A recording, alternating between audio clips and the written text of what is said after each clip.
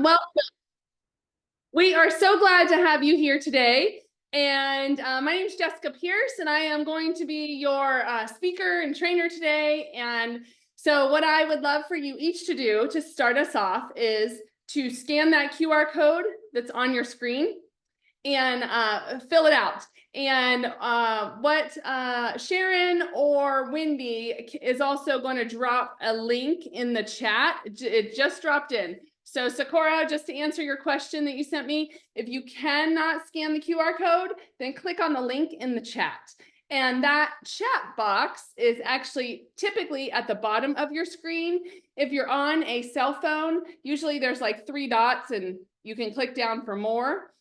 So if you can go ahead and fill that out, it lets us know who's here, and also make sure we have your email for sending the resources afterwards. So I have a checklist for you that'll be going out, as well as the link to this webinar, as well as a whole bunch of other stuff. So I would love for you to start there. Go ahead and fill that out and make sure you have checked in with us so that we know you are here today. And in the meantime, I would love for you to go ahead and open the chat. I want to get a little sense of who is here today. So let us know your name. Where are you calling from? And are you local? I'm in Arizona. Are you local here to here? Arizona at Work, Pinal County is sponsoring this event, but they have opened it up for anyone to attend. And so where are you joining us from? I saw that we did have some people from Phoenix on the call. Baton Rouge. Hi, Yvette. Brenda, Phoenix, hello. We have Bob, he's from Jersey. And who else do we have? Linda and John, hi, good to see you. Let us know where you are calling in from and kind of the job that you're looking for. If you know, some of us may not know on the call today, you know, what we're looking for, and we're trying to figure that out right now. So welcome, welcome. My name is Jessica Pierce, and I am the CEO and founder of Career Connectors. And we have been granted an opportunity to have a series of workshops hosted by various professionals that do work in the career transition space, that understand what it looks like to get a job in this market. And so I get to do the Job Search Essentials workshop and a couple other ones. And I am excited to be here. I am a networker, but not because I love to network. And you'll hear some of that story because I want all of you to be networkers, to build relationships, to be able to get into the job that you want. And so a little bit about my story. I always like to share it some at these workshops. We have quite a few amount of people on the call today. And before I get into my story, let me just ask you, in the chat, can you drop a 1 for me if you are actively looking for a job, you are either laid off or you have to change, put a 1. If you are kind of thinking about it, not really sure if you're going to change, or maybe you want to do something different, but you're currently working, put a 2. So that's kind of a difference between what we call active, people that are actively looking, and then a 2 is kind of passive. Yes, I'm looking, but I'm not really sure what I'm looking for, or I'm not really sure I'm going to change. So a 1 or 2 in the chat. And if you can't find the chat, usually it's on the bottom of your screen. There is an icon that says chat, and you'll be able to open the chat and let us know. So right now, it looks like we have most people that are actively looking for new jobs. Great. Welcome. And so when I went through my own career transition, I was very surprised at first. I worked for a large company in Arizona, and they laid off 10,000 people. Our department was the department that was actually processing all of the layoffs, working with the managers and having the meetings. And we knew our time was probably coming. So we were the last group to get laid off, but our whole department got laid off. And I went out and decided, instead of going back into that position, I wanted to start my own business. So I did. And I pulled a couple partners together and started a staffing firm. We were doing great for a couple years. And then this is back in the recession. So 2008, 2009 timeframe. And in May of 2009, there was a significant hit to the economy, and the banks stopped lending, Well, all of our clients in our firm were in land development and commercial real estate. When the bank stopped lending, that industry was essentially annihilated, or at least couldn't do anything for the meantime. And so we decided to close our firm. And so there I wasn't working. My husband actually got laid off 3 times in 6 months, and he was in talent acquisition and recruiting. So there we were, May of 2009, just looking at each other like, what the heck is happening? Our kids at the time, we had an infant, a 2-year-old and a 10-year-old, and just not sure what was next. It was really scary because our house was in short sale. We weren't sure. We didn't have jobs. We were looking, and just nothing was landing. It was a really, really scary time for us. And so one night we go to bed, and I wake up the next morning, and I just felt this burden to help people that were looking for jobs, because when I looked around, there were people all over the place that had lost their jobs, that were laid off, that had never looked for a job before. So I felt like at least I could help write a resume or help some people with an interview.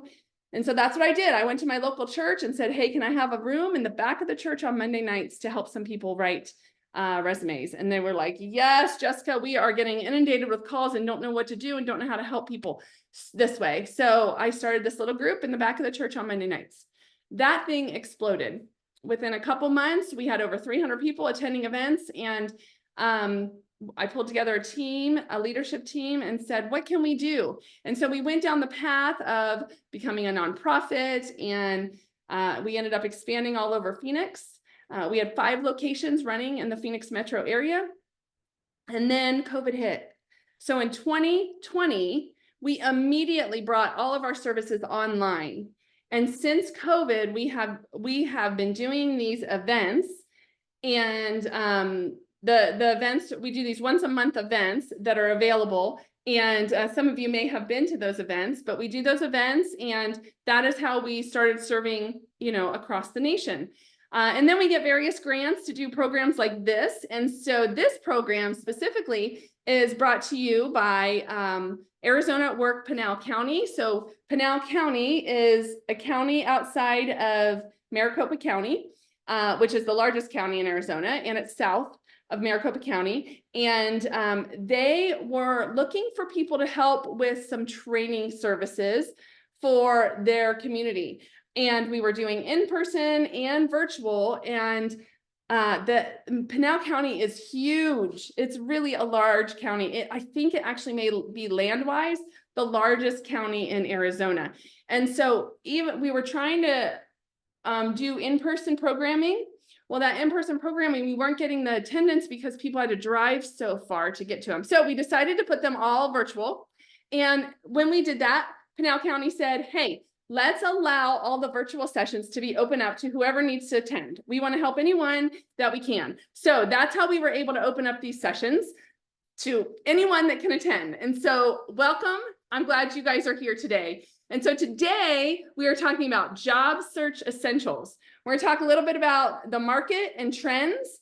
And then I'm going to go into the hiring process. And when we go into the hiring process, I'm specifically going to talk to you about how to think through your job search process as a hiring manager. Because when you flip the switch, when you get your brain in a different place and you think differently about the job search, then it can completely change things, and you can make connections faster, in a better way, and to the decision makers. So we're going to talk about that, and then I'll do some information around job search tools. All right, so this is what we're going to talk about today. And I want to first start with understanding the market. So some of this information in here, there is some specific Arizona information. And that again is because this is sponsored by Arizona at Work, Pinal County. But all of the information I'm going to tell you how to find your specific state and county information. And we will also talk a little bit about the bigger picture from the national perspective as well.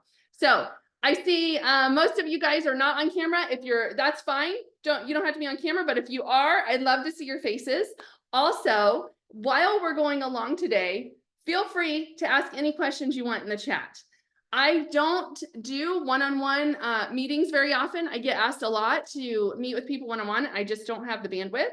And so these are the places I send people so that you can get some time to ask questions.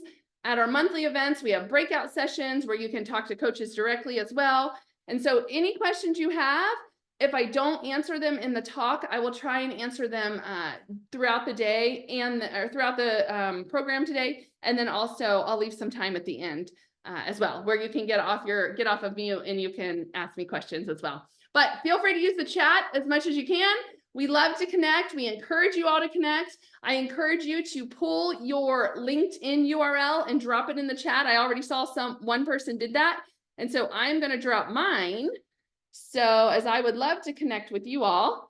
And in the chat, I also put how to pull your LinkedIn URL. When you go out to LinkedIn, I would just open another browser, go out to LinkedIn and click on your picture. That's what I do. Click on your picture. And when you click on your picture, the URL that's in the search bar will be the URL that you want to copy and then paste. And you can copy and then paste it right in the chat, just like Linda and Malcolm just did.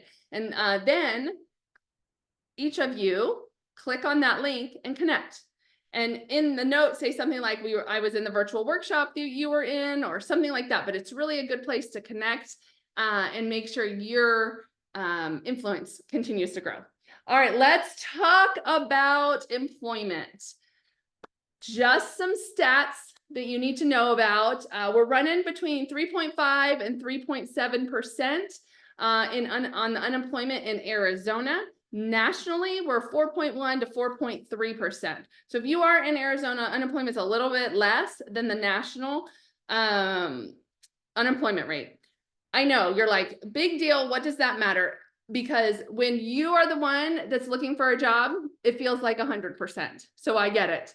But I just want you to know the job market is fairly strong right now. That means there are jobs out there. We have seen a little bit increase in the unemployment numbers. So we do understand layoffs have increased, that there are more displaced workers, and that's nationally.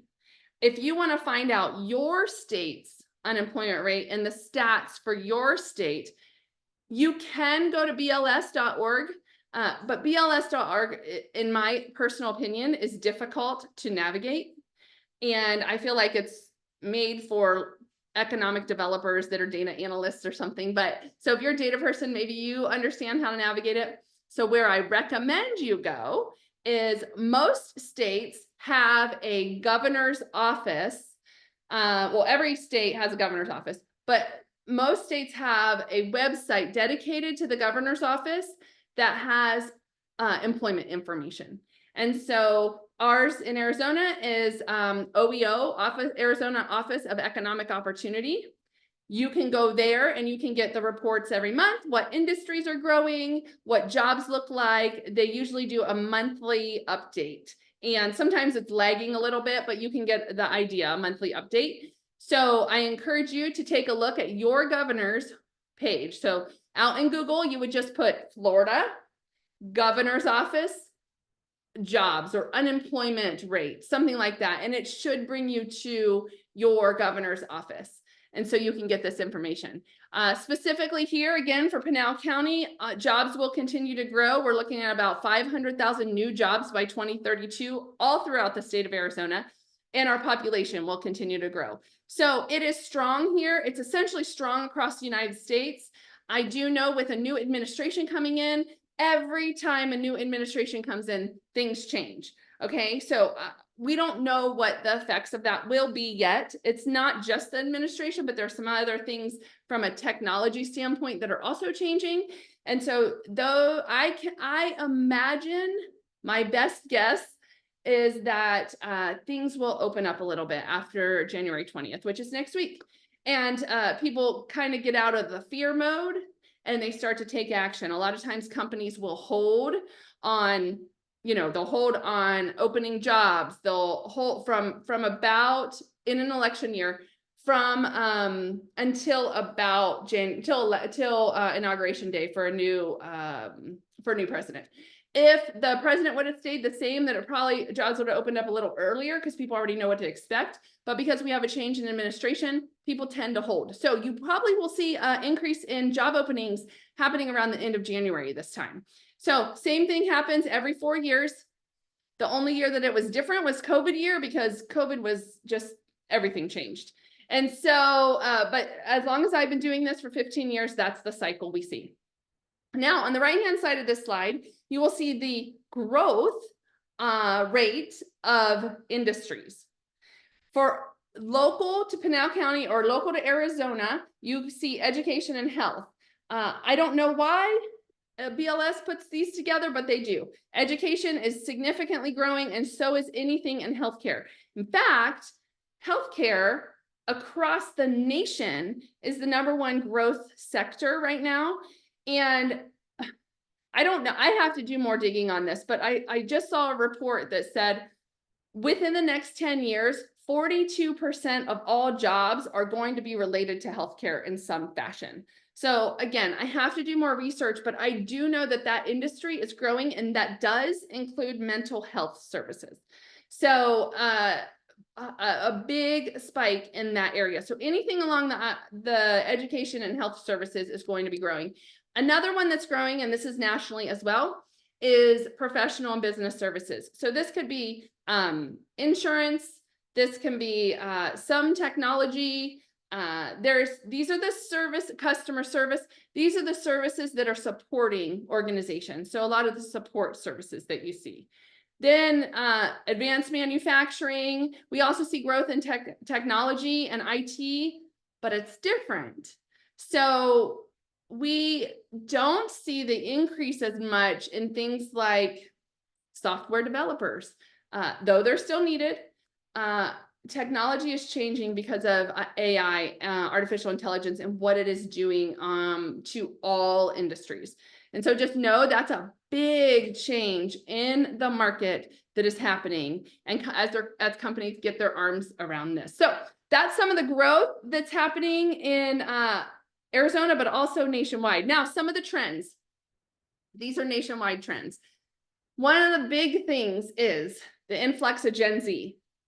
Do you know that kids, I don't know, students, professionals, I don't know what you call them, but they were born 1997 to 2013, Gen Z. And for me, these are my kids. My kids were born between the years of 1998 and 2008. So I have a 10-year spread on my kids. So Gen Z is in the marketplace now. 27%. It will hit 27% this year. 27% of the workforce is Gen Z this year. It will hit this year. And that means 1 in 4, more than 1 in 4. But that also means the likelihood of you, if whoever you are would be interviewing with a Gen Z, may have a manager that's a Gen Z, or will be leading people that are in this generation. And so it is a big shift in the market and how we communicate, how we lead, how we interview with. And so understand that it's here, it's not going to change. And they are adapting and learning how to be in the workforce, and we have to adapt as well. And so my son's a chemical engineer. He lives in South Carolina, Charleston, and he has a team of like 30 operators. And day one, that's what he walked into his job after he graduated from from college. And so he walked in having to lead people, not knowing how to lead. And so all of a sudden, mom became somebody that he wanted to talk to, and he wanted to get advice from, because he was thrown into the workforce and needed to figure this out. And so I think kids, we all, when we were young, thought our parents were like so dumb, until actually one day you're like, oh, maybe they know something, right? So Gen Z is here to stay. Also, AI, artificial intelligence, is here to stay. After this call is over, we are going to send you an email. If you filled out that QR code, you're going to get an email, and on that email we'll have an attachment about AI, how to utilize it in your job search, just some tools and tips on how you utilize it. And it was done by one of our speakers. And I encourage you to take a look at that, and it can be super helpful. One thing I do want to let you know is don't be scared of it and don't get left behind. I started learning about AI maybe a little over a year ago, probably.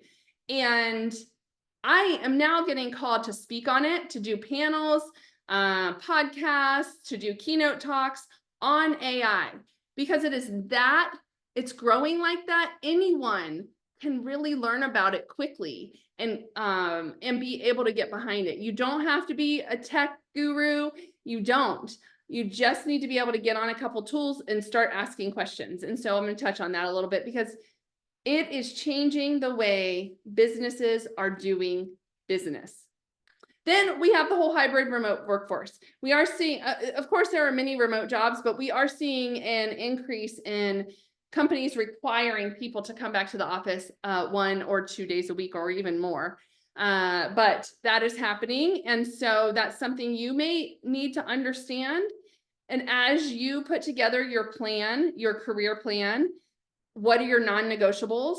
If one of them is you need to be home at 3 o'clock every day because maybe your kids get home at that time after school, then you need to know that, and you need to make sure that is written down and you're searching for jobs that have flexibility that way. But we'll talk about career planning a little bit.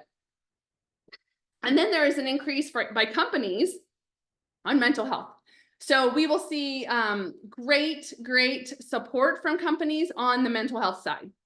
Hi, Amanda. Yeah, we will show the QR code again, but Sharon, if you could drop the link. There we go. Wendy, thank you.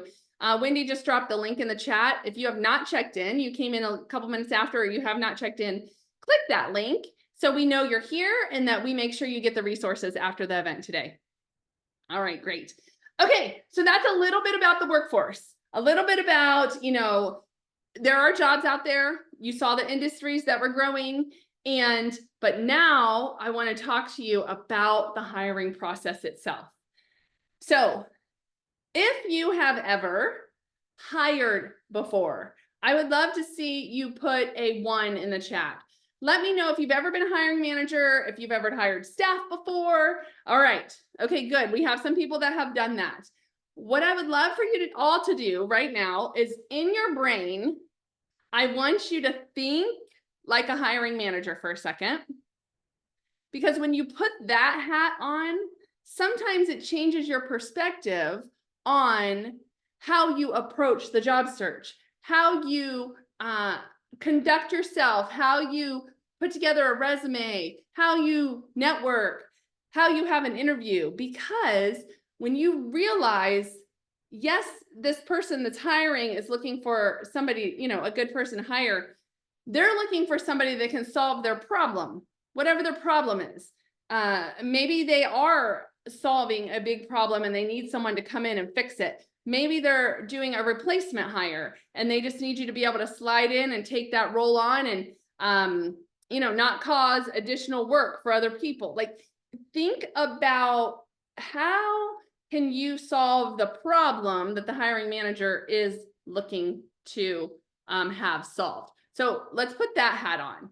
We'll talk about a little bit about the recruitment process, and then the 3 main characteristics that a company evaluates you on are you competent to do the job?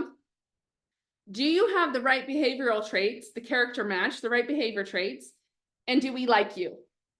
Okay, that's what it comes down to. Do you know how to do the job, or can you learn it? Do you have the right traits for our company? And do I like you? That's what it comes down to. And those 3 components get you to a culture match. Are you the one we want to hire? And then you also, I hope, are asking, do I want to work here? Am I a good match? So an idea on what recruitment looks like. I know we all feel like at many times we put our resume in, and where does it go? Am I ever going to hear from anyone again? You put it in the applicant tracking system, or you send an email and you just feel like, oh my gosh, I never hear by anyone. I'm qualified for this job, but I never hear from anyone.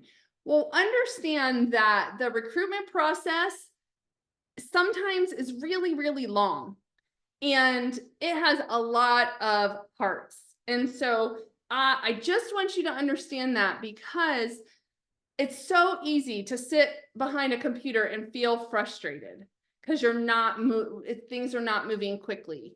That someone's not getting back to you.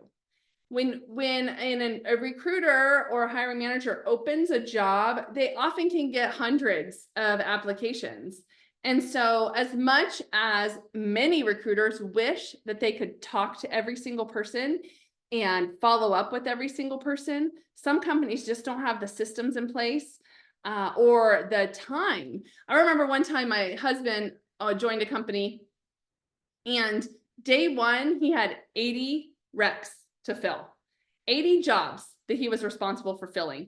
So think about that, 80 jobs, and maybe 100 people applied to each job. Okay. What is that? 80,000 candidates, something crazy. Like, it's a lot. 8,000, I don't know, whatever the zeros, but that's a lot of people. There is no way he could have talked to every single person. There's just no way. There's only one organization that I know that looks at every resume and reaches out to every candidate. And that is a government office local to Arizona. It's a state of Arizona. They look at every single resume, and they have a huge team to be able to do that. But most companies do not. So when you apply to a job, I want it to be worth it. I want it to be worth your time. And I want the likelihood of a response to you to go up. If you are applying for hundreds of jobs right now, it's very likely you're not getting very, very many hits. Because when you apply to a job, you need to really take it seriously that that's a job that you fit, and one that you want, and it fits your criteria, and that you market yourself in a way that the company knows, like they get dinged in their applicant tracking software, like, oh, this is a match, this resume is a match, or you're referred into somebody. So make sure that you're not just hitting a button and apply. We're going to talk about how do you really show yourself well. So even though this recruitment cycle is long and arduous and a lot of steps, how can we get you skipped ahead, and so that you're getting in there and they're interviewing you without a huge process? All right, that's what we're going to spend some time on. So, okay. All right. I was just reading your notes. All right. Competence.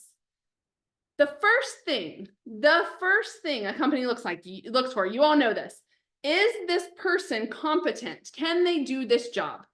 Do they have the skills, experience, and the training to be able to do this job? Because you're not going to get an interview unless they say yes to that question. Do you have the skills, experience, and training to do the job, or education to do the job? So where do we get that from? The job description, right? This is the place where most of the time you're going to get the information from. So you want to look at a job description that you're applying for. Let's just say it's a project manager with this company. And you're looking through this job description. It came up as one that's recommended. First thing you do I have the skills that they need? The requirements. Have you led large projects? Do you know how to use Microsoft Project, because that's their tool? Do you know how to work with vendors and contractors? Like, are those things that you have done? Those are the requirements. So look for the things that are saying, we're going to ask you about this, and you're going to have to prove you've done it. Look for those things on the job description, and then make sure before you apply that those things, those kind of 3 key items I just said, are on your resume. So if you've led large projects and it's not on your resume, they're not going to hit you up. They're not going to reach probably back out to you. But if you have led large projects, it's not on your resume, then update your resume. Make sure those keywords are on that resume. You know, experience, led 3 cross-functional projects of teams, you know, large teams to do this implementation or whatever it was. But make sure that that is on your resume. Even if your title wasn't project manager, that's okay, but make sure the requirements on there. If you know many project software tools like Microsoft Project or SAP or whatever all the software programs are, make sure those are on your resume. And guess what? You don't even have to have a list.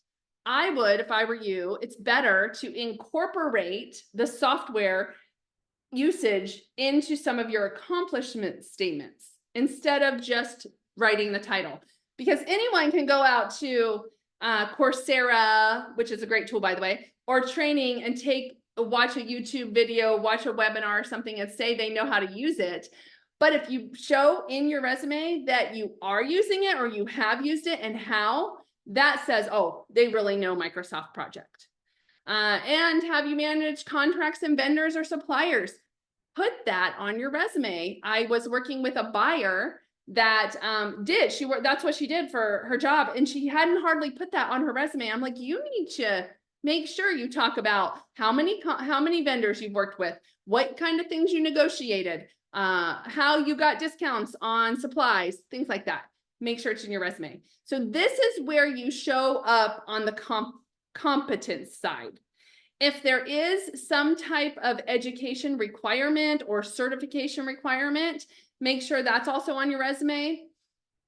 If you don't have the training and education, then if you can, maybe go get a certification or go watch a video or at least learn a little bit about it. That can be helpful.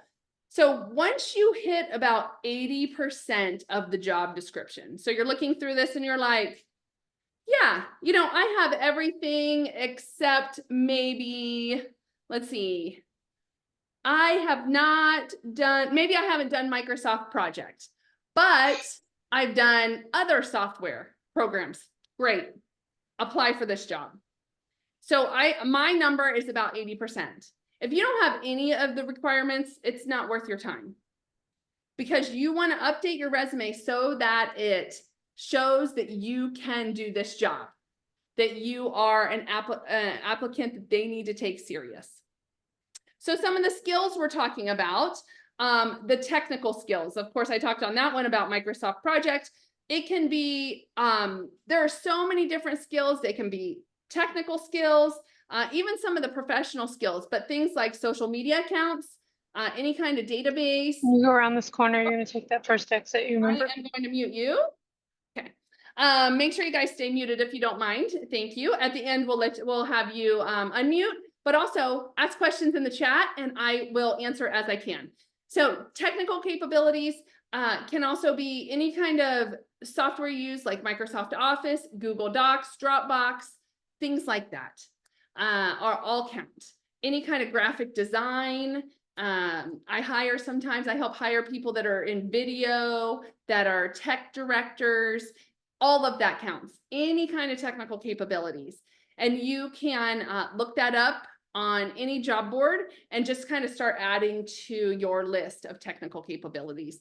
In fact, I'm going to pull up, it's in a different presentation, but I'm going to pull up, I'll just send this out actually. I'm not going to pull it up. I'm going to send you guys in the attachments we send out, I'm going to send you a list of technical capabilities and then what we call professional skills. And a lot of times you'll want to pull some of these and throw them into your resume or on your LinkedIn profile. So then also, what kind of leadership do you have? Have you led teams? Were you a leader? Some of you have hired before, so of course that. What kind of mentoring have you done? Or training? Where have you been a leader? And if you haven't been in the professional realm, maybe you have been at your kid's school or in something, maybe a ministry or a nonprofit. Like, what kind of leadership have you done previously. You can incorporate all of that into your resume or on your LinkedIn profile, kind of your marketing materials, so that you are a match for their job requirements. So again, 80%. 80% is a great number. All right, this is the meat of it. This is the meat of what they're looking for. Companies look at your work experience. So if you are trying to maybe change careers or don't want to highlight your work experience and you're tucking it way low in your resume, or you're only listing it and not talking about, what you did at those jobs, that is frustrating to an employer. We don't recommend functional resumes anymore, and that is kind of like by topic, kind of like that. We recommend the conventional resume that is listed by work experience. And we'll go into that a little bit more. So when we talk resumes. So on your experience, any jobs that you have worked at that within the last about 10 to 15 years, I wouldn't go past 15 years. The only time we recommend going past about that 15-year mark is if you are going into, if you're looking for a job very similar to a job you used to do. And let's say you were a teacher at one time and you took a break from teaching and you did other stuff. You had other jobs. You worked in corporate America. You were a trainer, whatever. You did all this stuff, but then you're kind of in your second half and you're like, I really want to go back to teaching. Then you could list the teaching under other experience below, but you wouldn't list it unless it related to what you're applying for. So 10 to 15 years. Also, volunteer experience counts. So have you been a high-level volunteer? What are some things you've done as a volunteer? This is a really good one for stay-at-home parents. So if you've stayed at home, or if you've taken some time off to care for elderly parents, or whatever the scenario is, have you done some volunteer work in that time? And you can absolutely put volunteer experience in the section where job experience is, because often volunteer experience can be just as strong as work experience. I have a gal right now, a lady that is, she works for U of A, and she is, gosh, I can't remember her title with U of A, but she's in a really good position at U of A. And she's also taking her master's program right now. Well, as part of her master's program, it's a leadership program, she has the opportunity to work for a nonprofit as a volunteer to get some course credit. And so she reached out to me recently and asked if she could volunteer about 10 hours or so a week. And I was like, I have the perfect project for you. So I gave her this project, and she is leading it and she is running it and doing a phenomenal job. She can absolutely put that on her resume as work experience.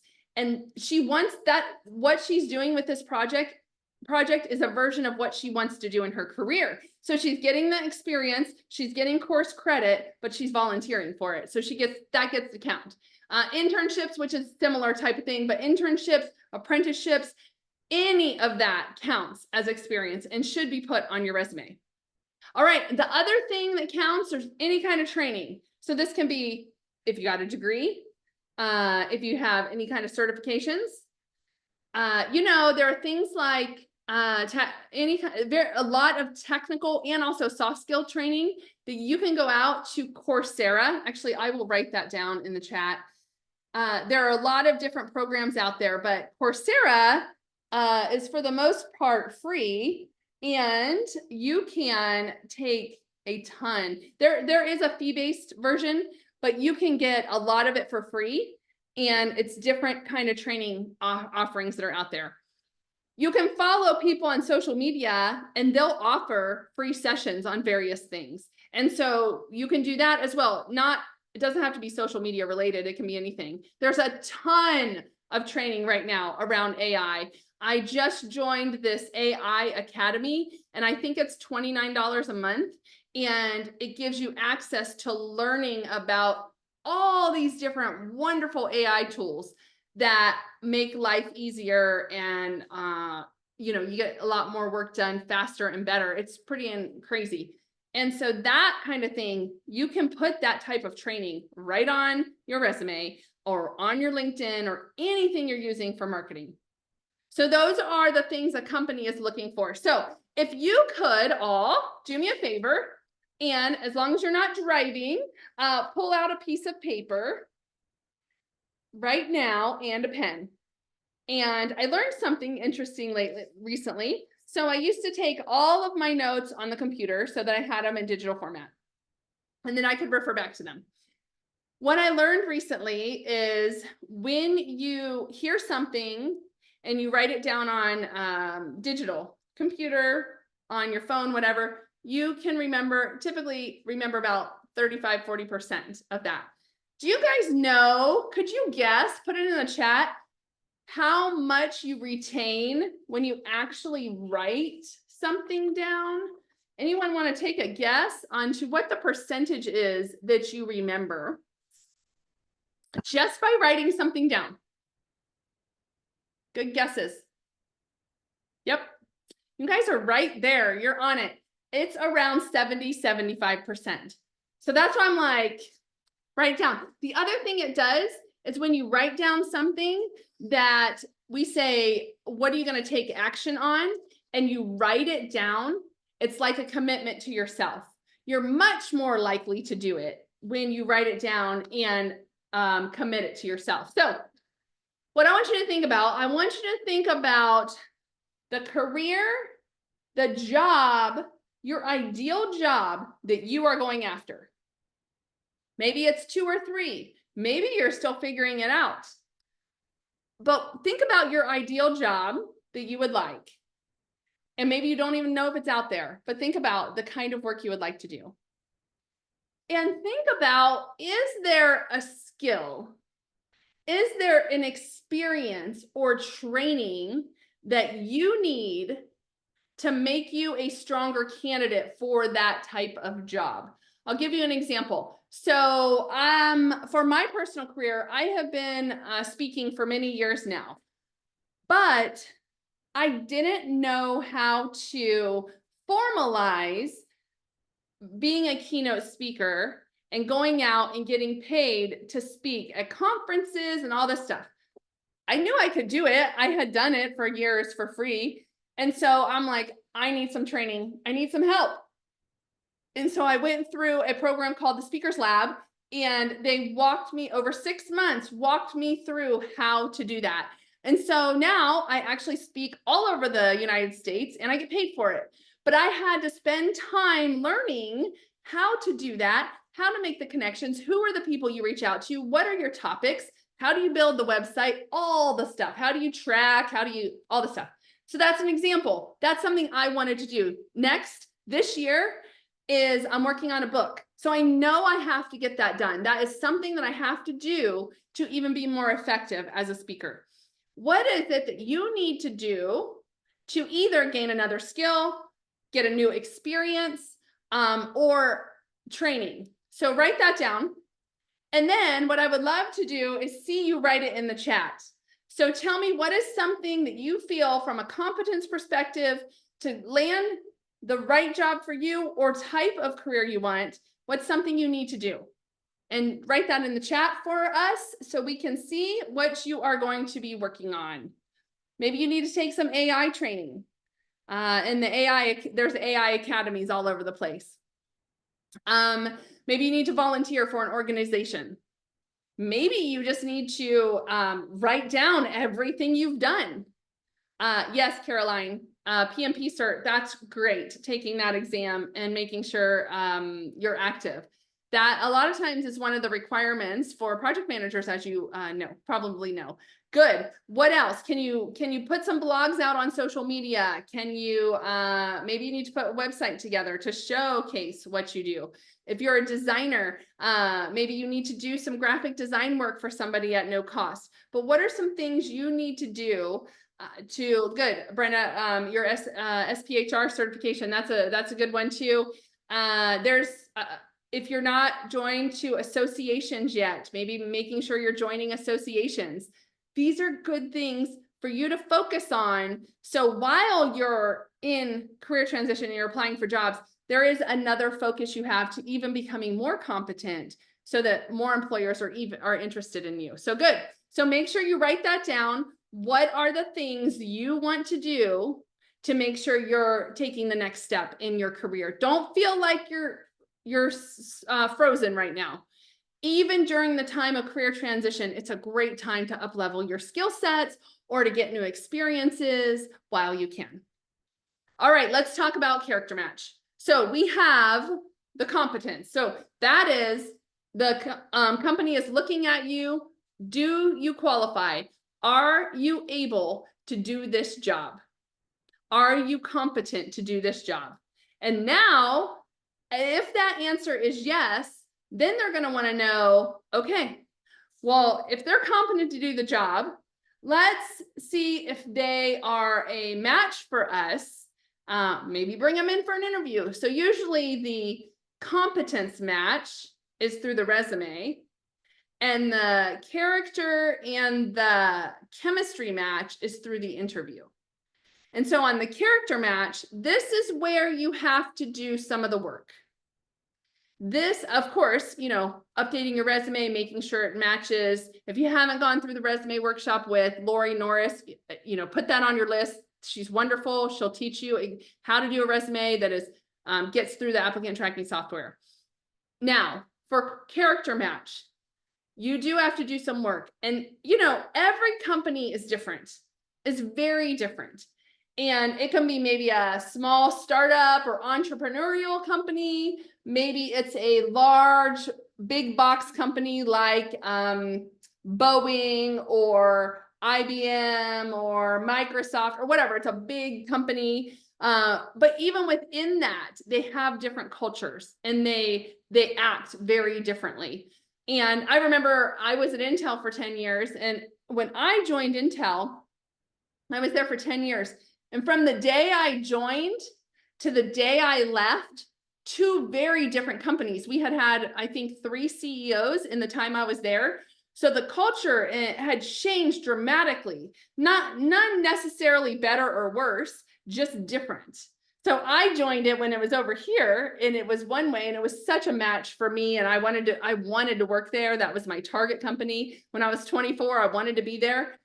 But it really, really changed. And when I left, still a great company. I loved the work I was doing, but I was okay leaving too. It wasn't the same company. And, companies change just like people change.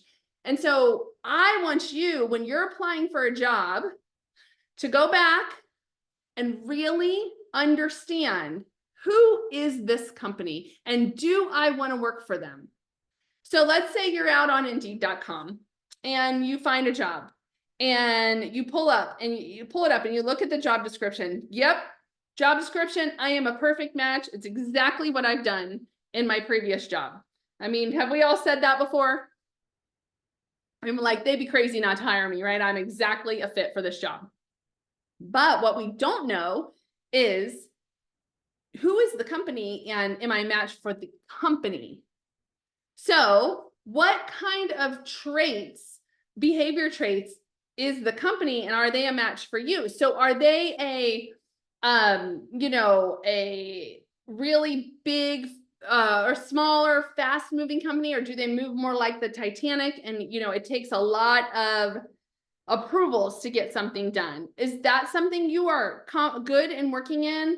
Are they slow and steady and they make decisions kind of in a slow pace, or are they super fast? And sometimes they make mistakes because they are too fast. Are they a company that is on the cutting edge, or are they like a government agency that's been around a long time and you always know what to expect? So you really need to think about, what kind of traits do I have? And are they a match for the company? So one of the ways you can do that is we're going to send this link out. This link is the DISC assessment. It's free. Again, another free resource we have. And you can take this assessment and it will give you a whole bunch of keywords that are telling you a little bit about your behavior style. So I'm going to drop it in here, but it will also be on your email that comes out after this. And so this assessment has some really cool parts to it that you can pull directly from and put onto your resume. It will also tell you like your ideal work environment. It will tell you what kind of work you want to be part of. Do you want to work with a lot of people, or are you better on your own? Do you like somebody who micromanages, or do you like independent thought and being able to make your decisions? So, or you get to make decisions on your own. So, you know, these are the type of things that can be super helpful to you. There's also a page on the assessment that talks about a value to the organization. So are you, what value do you bring to a company? You know, you are like on this assessment, it says creative problem solver. I love that. You know, I love creative problem solver. How do you, solve problems? And a creative problem solver often will go talk to a whole bunch of people about a problem and come up with a solution that's awesome. And it's because they've been able to talk to a whole bunch of people. So that is a really good tool that I recommend you use. And then it will help you understand when you do the research if you're a good fit for the company. Now, these are some skills that the top 10 from the last couple of years that employers are looking for. But I got to add one here that's not on here because I keep hearing it. It keeps coming up over and over and over. They're kind of two, so I'll talk about both of them. But there's one that's critical thinking.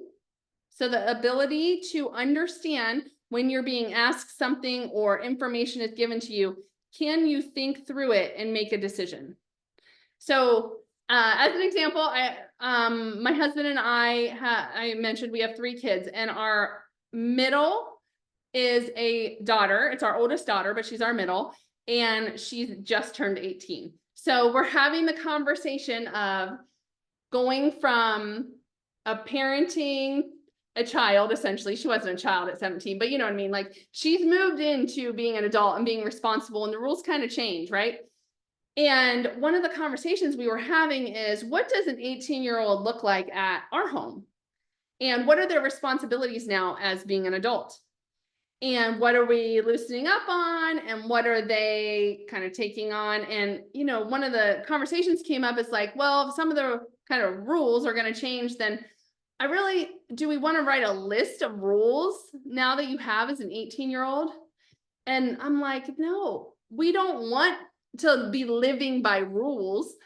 We want you to think critically about the things that you need to do as an adult. So for example, and if you're a parent, I'm sure you'll totally get this, but if you are a parent and we said to her, you know, you live in our home and we love you and we have a home for you. We have a room for you forevermore. You know, you're still going to school, you're going to graduate in a couple months, you're working, you know, those are all great things. And also you're an adult. And so as you think about, I'm so grateful to live in this home, what does that mean? That doesn't mean I'm going to give you a list of, you have to have your room clean, you have to clean your bathroom, we have a dog, she takes care of the dog. Like think about, I'm grateful to live here, so I'm just going to take care of these things. If I make a mess, no matter where it is, I'm going to do it. I'm not going to take somebody's clothes out of the laundry and just dump them on the floor or put them in a basket. I'm actually going to fold them for them because I'm grateful to be part of this house. So critical thinking skills is one of the top skills. When you work, are you a critical thinker? Do you come up with solutions without having to go to a leader and ask for them to help you? Are you that person that solves problems, or are you that person that causes problems? Be the problem solver. As a hiring manager, that's who they're looking for. The other top skill is being able to analyze data and information.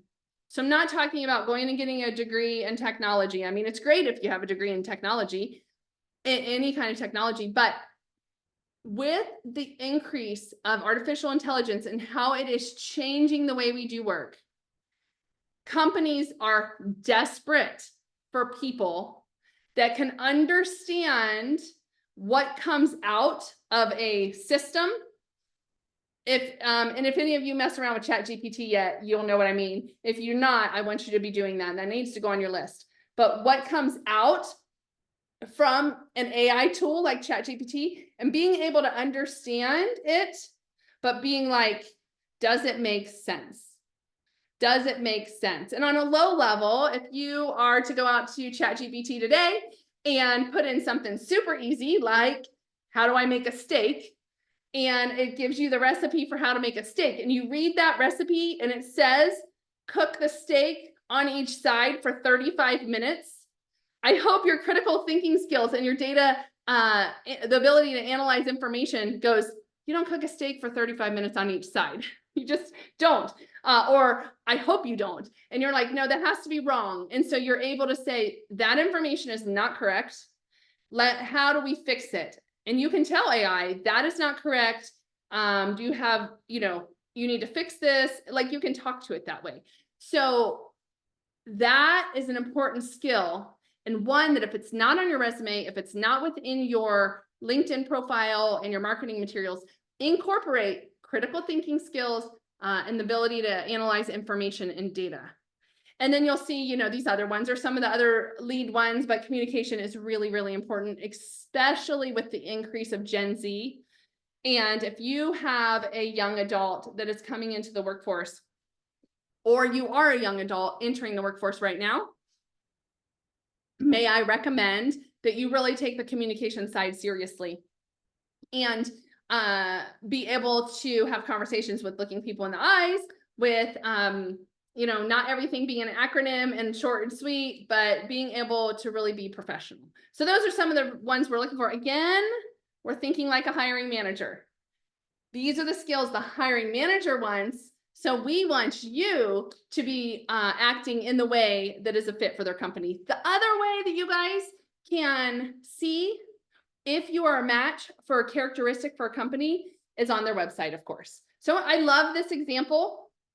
So when this company hires a lot of people that are negotiators, this is actually a debt collection company in a way. They're a debt consolidation company and they help people get out of debt.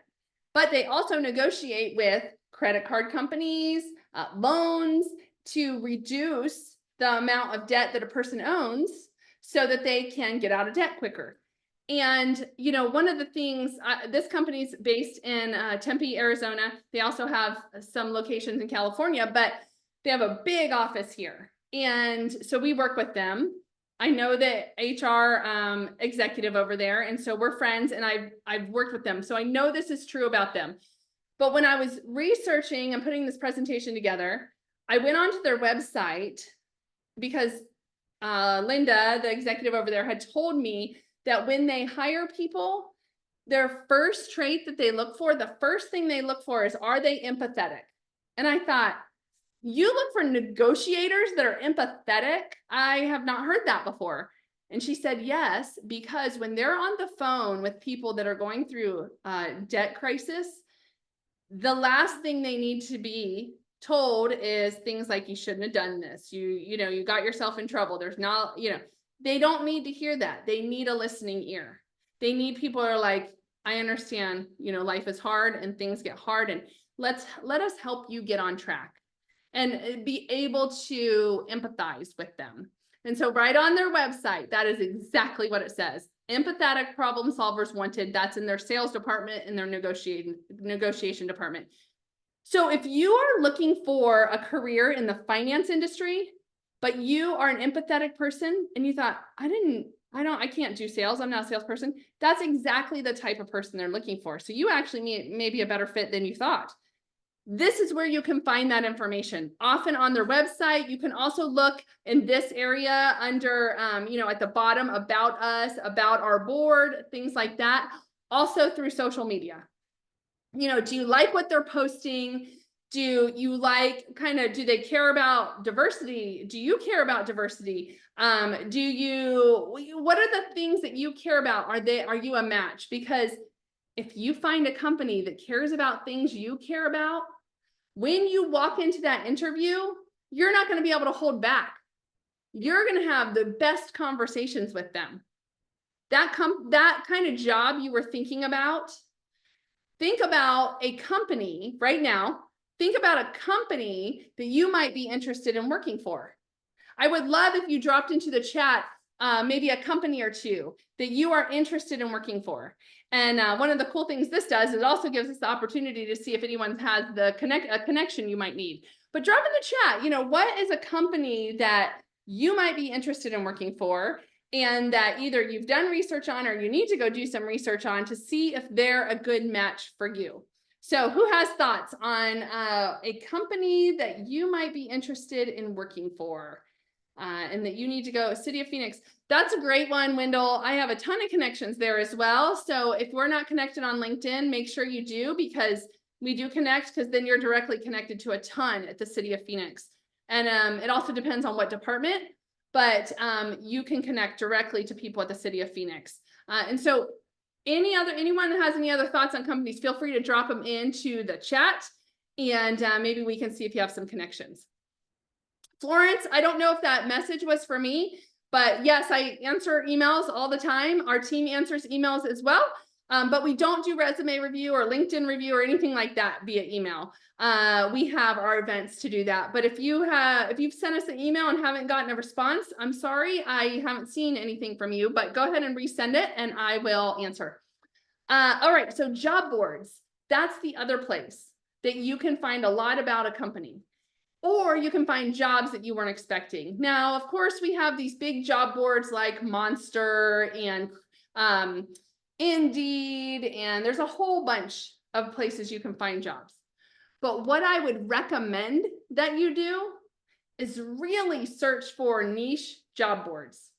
So what you would do is go out to a browser, a website, and talk about your industry, type in your industry. And I think, let me see, I'm looking. So somebody is looking to go into public service. Yvette is interested in possibly public service with the federal government or higher education. Great.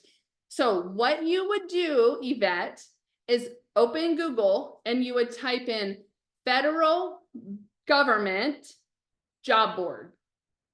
Or you would put higher education job board. And when you put those words into Google or ChatGPT, you guys, if you're not familiar with ChatGPT, that's another place. And so I'm going to do it right now, actually, on ChatGPT, and I'm going to give you guys the list that I come up with.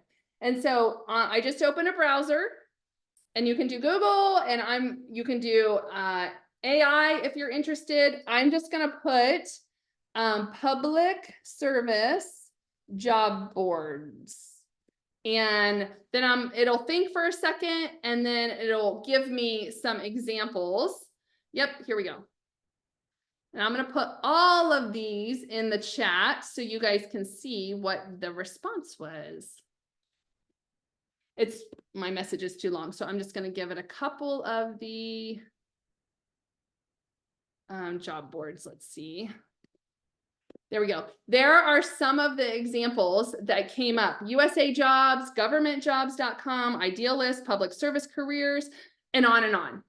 And so if you put in your industry and job board, then you'll get a ton of examples on different job boards that you can look at for the type of job you are looking for. So the big job boards are great to kind of get some base information, but really to niche down, go to these niche job boards. I do a lot of hirings outside of Career Connectors. I have another business, and on that business, we hire for people in ministry in churches. And we do almost all of our advertising on churchstaffing.com. We don't hardly do anything on the big job boards. Now, the big job boards pick them up sometimes, because the big job boards are often what are called crawlers. And so they'll just pick up all the jobs and put them on their board.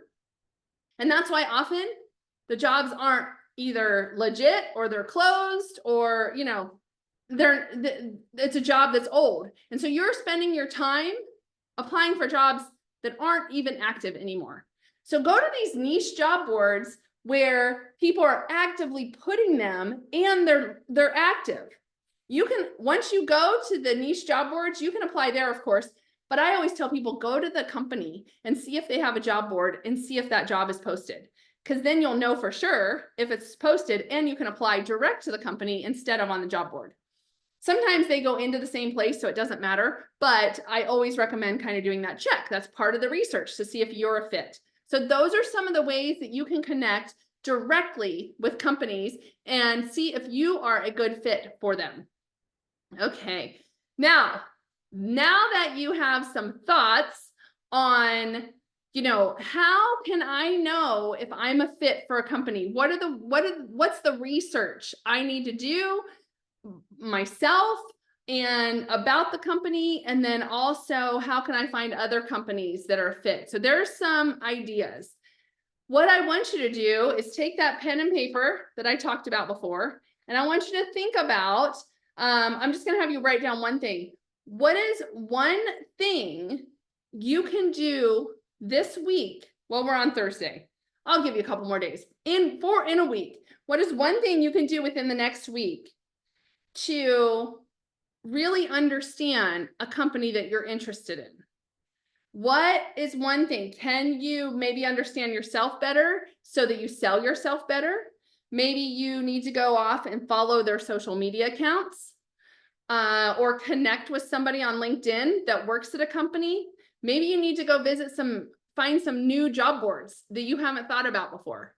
Write down on paper something you need to do, a step, an action you need to take so that you're more effective in this. And then if you could drop it on the chat, I want to see what you guys are going to be doing. We are going to send you the DISC assessment link so you have that and you can take that. That'll take you about 15 minutes to learn a little bit about yourself.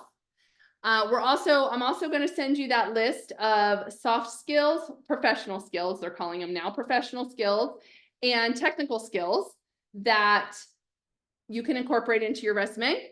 And some of them, when I pulled this data, I actually pulled it mostly from AI tools.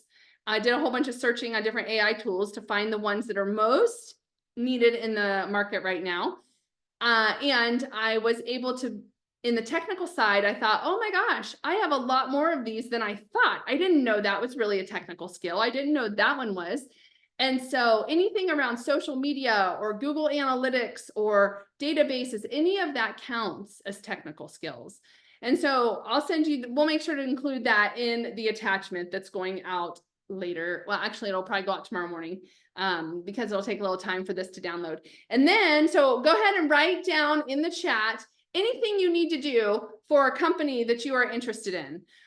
Do you need to go look up their website? Do you need to look at information about their earnings on their website?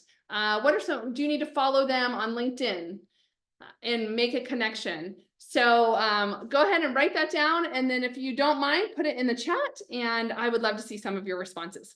Okay, so that is how a company tells if you are competent for the job.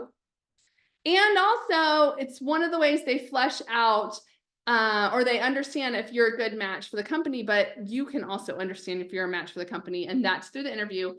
But what they really, really do, even probably even next level in the interview, especially once you get to the second or third interview, it's all about, do they like you? And do you like them? Right? This is a two-way deal here. This is not just a one-way street. So the interview is so important. It is the time where you find out if you have a connection with them.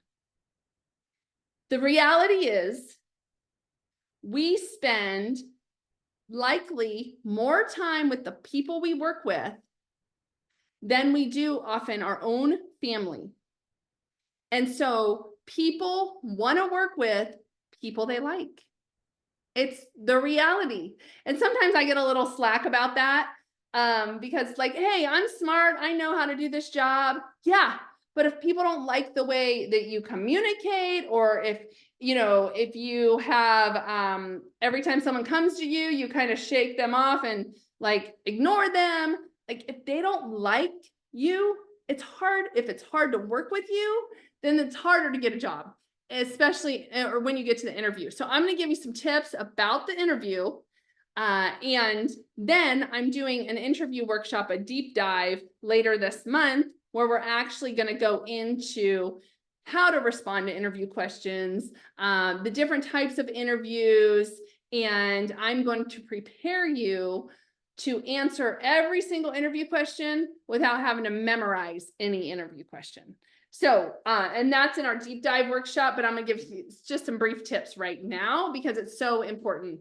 It is an essential. It is the job search essential. So first, before the interview, hopefully you did a lot of research up front before you applied. And if you did, then you won't have to research that much around the employer. Maybe you do need to make some LinkedIn connections. And John, thank you. That's exactly right. He is interested in finding some connections on LinkedIn for an employer that he has targeted. So that's what you would want to do before an interview. You can also connect to anyone you're interviewing with. So every time I'm invited to a meeting, or anything, and there's a list of people on the meeting notice, I go out to LinkedIn, take a look at them, and do a and connect with them on LinkedIn. And you guys, oh man, I just found this tool today. It's a new tool. I don't think I can pull, oh, I can pull it up. Okay, I'm gonna pull it up. I'm sorry that you're seeing my email right now, but I loved this tool and I want to show it to you. This Rundown University is something that I want you all to have access to and to look at, but I think it's like $29 a month. Oh, shoot. Here it is. Okay. This is the Prospect Researcher Agent. All right. This was so cool. I used it today for the first time. And let me see if I can get this on to my screen here. Let me see if I can get this over here. Okay. I'm sorry, I'm going a little off script because this was so cool. So I met with this gal today. Her name was Lethea Owens. So Lethea Owens. And then it's going to ask me, where does she work? And I think Game Changers, I think is the thing that it was. I'm going to put Game Changer here. So you're seeing this because this is just a tool I learned today and it was so good. So if you're on LinkedIn, this information, well, even if you're not, this information is pulling from LinkedIn. And of course you can go out to LinkedIn. You want to connect with them. You want to, before you meet with them. But what this does, and it takes a little bit of time, but what this does is it builds out a profile so you can see, of course, their work history, but also what they're interested in, what they talk about on LinkedIn, how you might be able to engage with them. And so what I always recommend is, you ask some questions or you see to them in the interview, or you see if you have anything in common. And so, John, this is free. This is a free tool. Now, I haven't signed in yet. To make a profile. I imagine, my guess is they probably have an upgraded version, but I have no idea because I haven't done much with it. Like, this is hot off the presses. But so I put her name in and I did this morning before I met with her. I've been following her on LinkedIn and I want to bring her out to speak at Career Connectors. And so I wanted to know a little bit about her. And so she does some stuff on personal branding. She is a speaker. She has corporate experience. And then it tells me right here some of her accomplishments, where she graduated school. Like, I would look at this and go, she's ranked as number 8 in the top 30 brands gurus in the world. Like, branding is her thing. What else has she done? It's all right here. She has a book. And then down here, it lists important motivators, things that she is good at or things she talks about. I would do that. I did it on myself also. So you can go and put this in on this website and you can see about yourself. What would this thing say about yourself?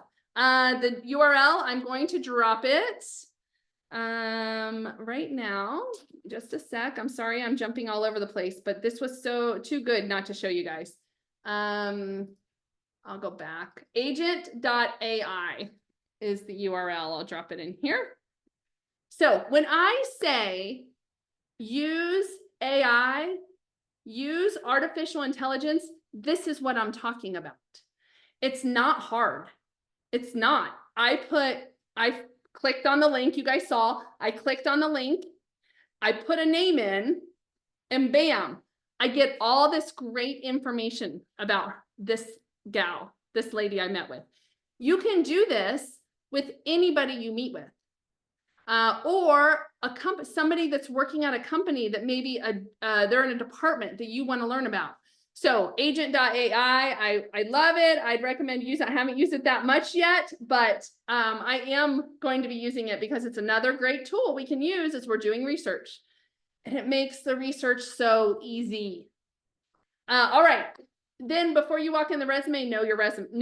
Before you walk into the interview, know your resume. And I know that sounds a little crazy, but if you are individualizing each of your resumes for the jobs you're applying for, you need to track that somehow. You can resave it. You can save each resume each time you apply for a job. I recommend you save that resume with, maybe the date you applied and the job title and the company. So that when you do get an interview, you can know exactly which resume you submitted and you can bring it with you and you can bring some. I always say if it's an in-person resume or in-person interview, bring some extra copies just in case some of the people that are interviewing you don't have a copy. How kind of it that is it for you to hand them a copy of your resume if they don't have a copy? And that's something they may remember you for. And make sure you are prepared. And if you have any notes about the company, things you like, things you found out, write them down and make sure you're prepared.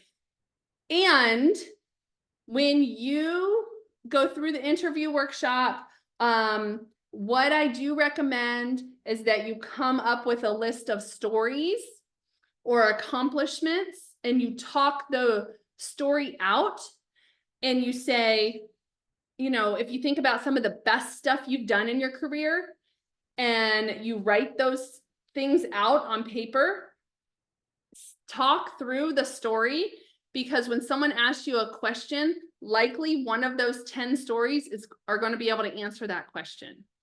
And so write your stories out. And that's what I'm talking about in the interview workshop. I will walk you through creating and crafting those stories. So when you are answering a question, then it's one of your stories. You know you better than anybody. And so you're going to have a list of just maybe something to remember those stories by. And so that when they do ask you a question, you can just look down and answer it with that.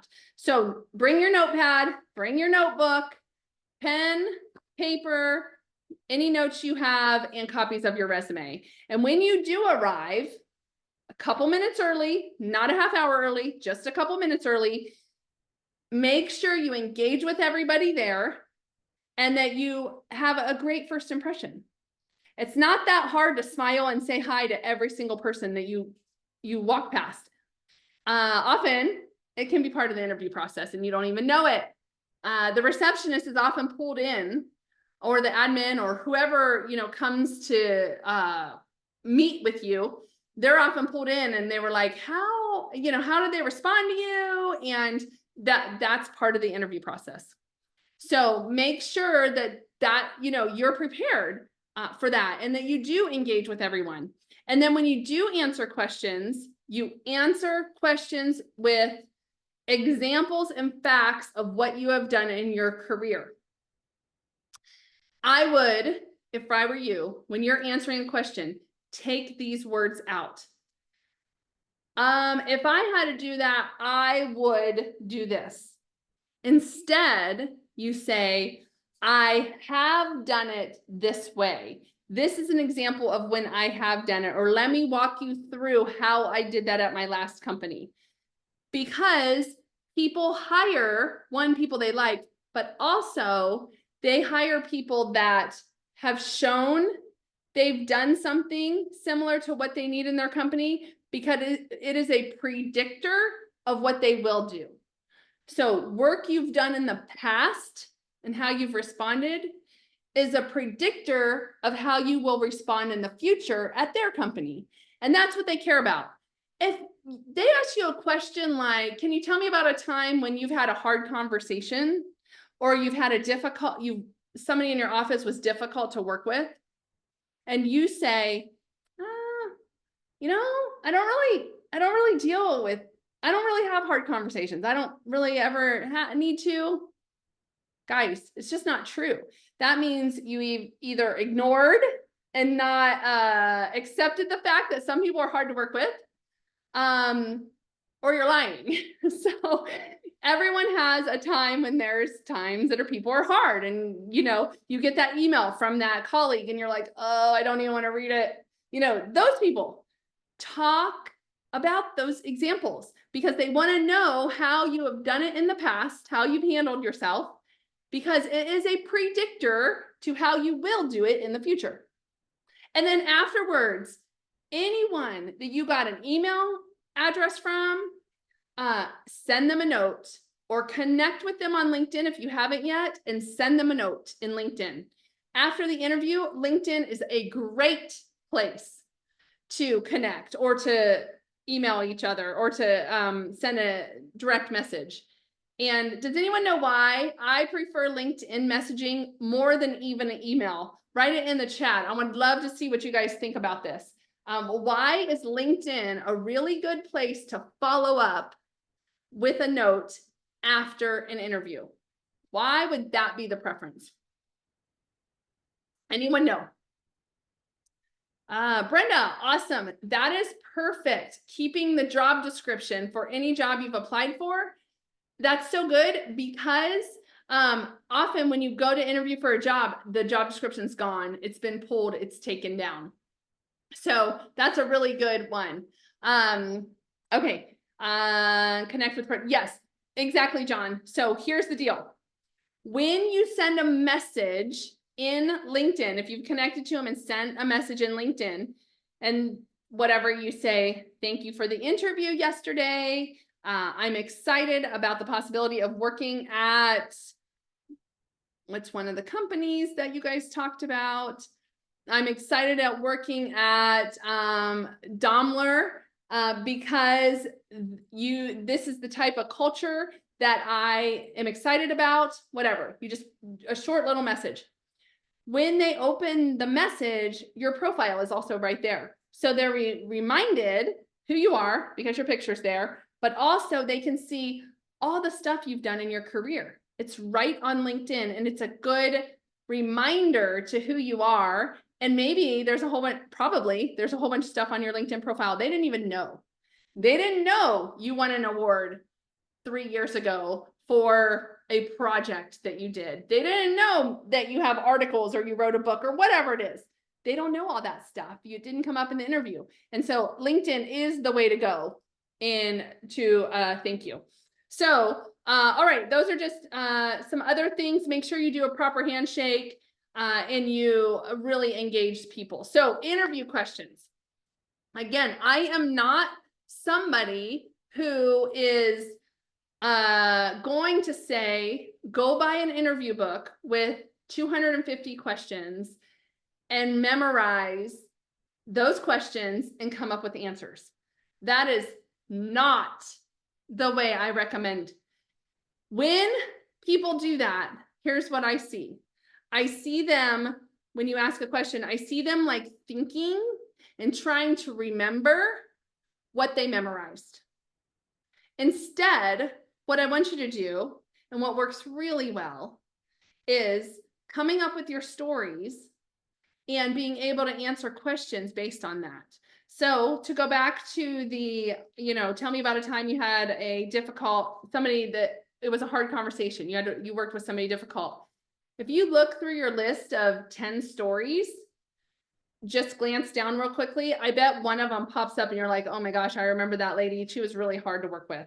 And then you can tell that story about that project and how you work with her, even though it's difficult, even though it's hard circumstances. I remember there was a day at Intel where I had I was working with teams across the globe. I had India that I was meeting with at, let's see, I think they were early, 5 a.m. And then I was supporting a team in Israel, and I was having to meet with them at like 10, 11 p.m. And I'm like, when am I supposed to sleep? So it was really difficult, that schedule. And I had some really interesting kind of hard conversations because of language. But like, if that was on my story when I was doing some of these implementations, if that was a list, I'd go, oh, I remember it was really hard. This was really hard. We had some hard conversations. There were language issues. Israel didn't want to become part of what we were doing in the United States. And so those were hard conversations. So it will trigger those thoughts. Now, here are some questions that are pretty standard that you're going to get. And again, you don't need to memorize anything, but these are ones you might want to be prepared with, because almost all interviews in some way say, tell me about yourself. They'll either be, tell me about yourself, tell me about your experience, can you just walk me through what you've been doing the last couple years, something. But it's like an introduction, a background check. So just be prepared for that, and write down 3 or 4 bullets, when you're preparing for an interview, 3 or 4 bullets about who are you, what have you been doing the last 10 years? What you can incorporate, the kind of company you're looking to work for, the impact you're looking to make. A lot of times they also ask about strengths and weaknesses. And when it comes to this, be forthright and tell them what your strengths and weaknesses are. My weakness is I do not like to sit in a cubicle alone and crunch numbers. It's just not my thing. But 20% of my job requires that I manage budgets. And so what I've done is make sure that when I do a budget, I have somebody to look over my budget. I usually, actually for me, I call a team meeting, and I have some mentors that I bring into that meeting, and we work through it together. I do a first revision, and then they come in and I walk them through it, and we catch any issues. And so I have people around me to make sure that I am doing it well. But that's one of the ways I cover my own weaknesses, right? Like they're asking, do you know yourself here? They're asking, do you know yourself? So know yourself. Make sure you know what your strengths and weaknesses are. Why you want this job, that should be so easy to answer by the time they get to this question, because of the research you've done. You've already put in the work on why you want this job. By the time you go to this interview, you should be so excited about interviewing with them. It will just like pour out of you, because you know what they're about, you know what they do, and you know the impact you can make. And then they're going to ask you why we should hire you. That's a pretty standard one. And so I hope by the time they get to that question, maybe they don't even need to answer it or ask you it, because you've, proven why you're the right fit for them. And then the rest of the questions are pretty much going to be behavior questions, behavioral, and they're going to be some type of, tell me about a time you did this, or tell me when you managed a project that was like this, or tell me when you had a hard customer. But it's going to be some kind of tell me an example, and please make sure you use actual examples. And then these are just an idea. You might want to take a screenshot here, or we'll give you the link and you can come back to this. But these are questions that are good to ask. And I much prefer it when you walk into an interview and your questions become part of the conversation. And so when you're sitting down and, maybe you're introducing yourself and you're telling a little bit about yourself and how you've been researching the company and they have some exciting things going on, maybe you can drop in, why do you like working here? It just seems like a great company, and you guys, have your goals and you're hitting your goals every quarter. Maybe you can drop in these questions along the way, because then it becomes more of a conversation. Then at the end, you're asking 5 or 10 questions. Then it becomes like the people sitting there interviewing you, like, okay, when's this going to end? You want it to be part of the conversation. So those are really, really good questions to ask. And then references. The other thing you want to bring to an interview is references. So when you are doing your references, I'm just going to give you a quick tip because we don't have a ton of time. When you are doing references, you want to have 2 from each of these buckets. Maybe not all of us have every bucket, and that's okay. But if you were, if you've had a manager, all of us have had a manager or a leader that we've reported to in some fashion. You want to try to get a couple references from people that you have reported to. Then you want to try and get a couple references from people that you've worked alongside of. They were your colleague. Then you want to get some references from people, if you have been a leader or a manager, then you want to get some references from people that have reported to you. So people you've managed. And then I always recommend just a couple personal references. So I encourage you to prep your references now before you ever need them, because you will need them, likely need them along the way somewhere. But prep your references, say, hey, I'm in the job search, I'm looking for a new position, or I'm changing careers, and I would love to use you as a reference. Is that okay? And then, get their name, email address, current title, LinkedIn URL, whatever, phone number, get the things you need and get them written down on a piece of paper, on your computer, a document. And then when someone asks for a reference, you have it and you can send it immediately, but then you follow up with the ones that you gave. Let's say they only asked for 2 references, a colleague and somebody that you've reported to. So you pick one from each group, you send those off, and then what you do is you follow up with the 2 references you gave. You follow up with those people and you say, hey, I just gave your name to this company and this is the job I'm applying for. And then you can even say, I'd love for you to talk about this project if it comes up, or I'd love for you to mention this thing, because you kind of have the feel of what they're looking for by the time you get to references. So prep them, get them ready so that when someone asks, you can shoot them off, but then follow up with your friends or your colleagues and say, hey, I just sent your name off for this job. And who said? Brenda, like Brenda said, she keeps the job description. Send off the job description and the resume in which you applied for that job. Because, we're going ahead a little bit, because that will help them understand the type of job that you're applying for. So, all right, so that's the references. That's all the interview stuff that you want to have prepared. And that, by doing that, you guys, by having the competence, you know how to do the job, by making sure that they're a match for you and you're a match from them on the behavior side, on the character traits, and then having a connection in the interview, they like you, they like the way you represented yourself. Those 3 areas are how they typically will make a decision on if you are the right person for their company. And that is when they're like, yes, we have the right cultural match here, we have the right person. And often after a couple interviews, an offer will come. So that is what I want you to focus on. Think like the hiring manager and what they're looking for so that you update your documents and do your interviewing the way they need. So if you have any questions along the way, we're about halfway right now. And so go ahead and drop it in the chat. If you guys, why don't we do like a 5-minute bio break? Since it's a 3-hour talk. And then let's do a 5-minute bio break. My time, it's 2:37.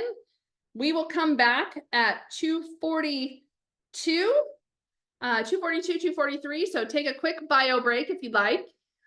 Get some water, stretch, stretch it out, dance a little, whatever you got to do to get yourself going in this afternoon. And we'll be back in 5 minutes.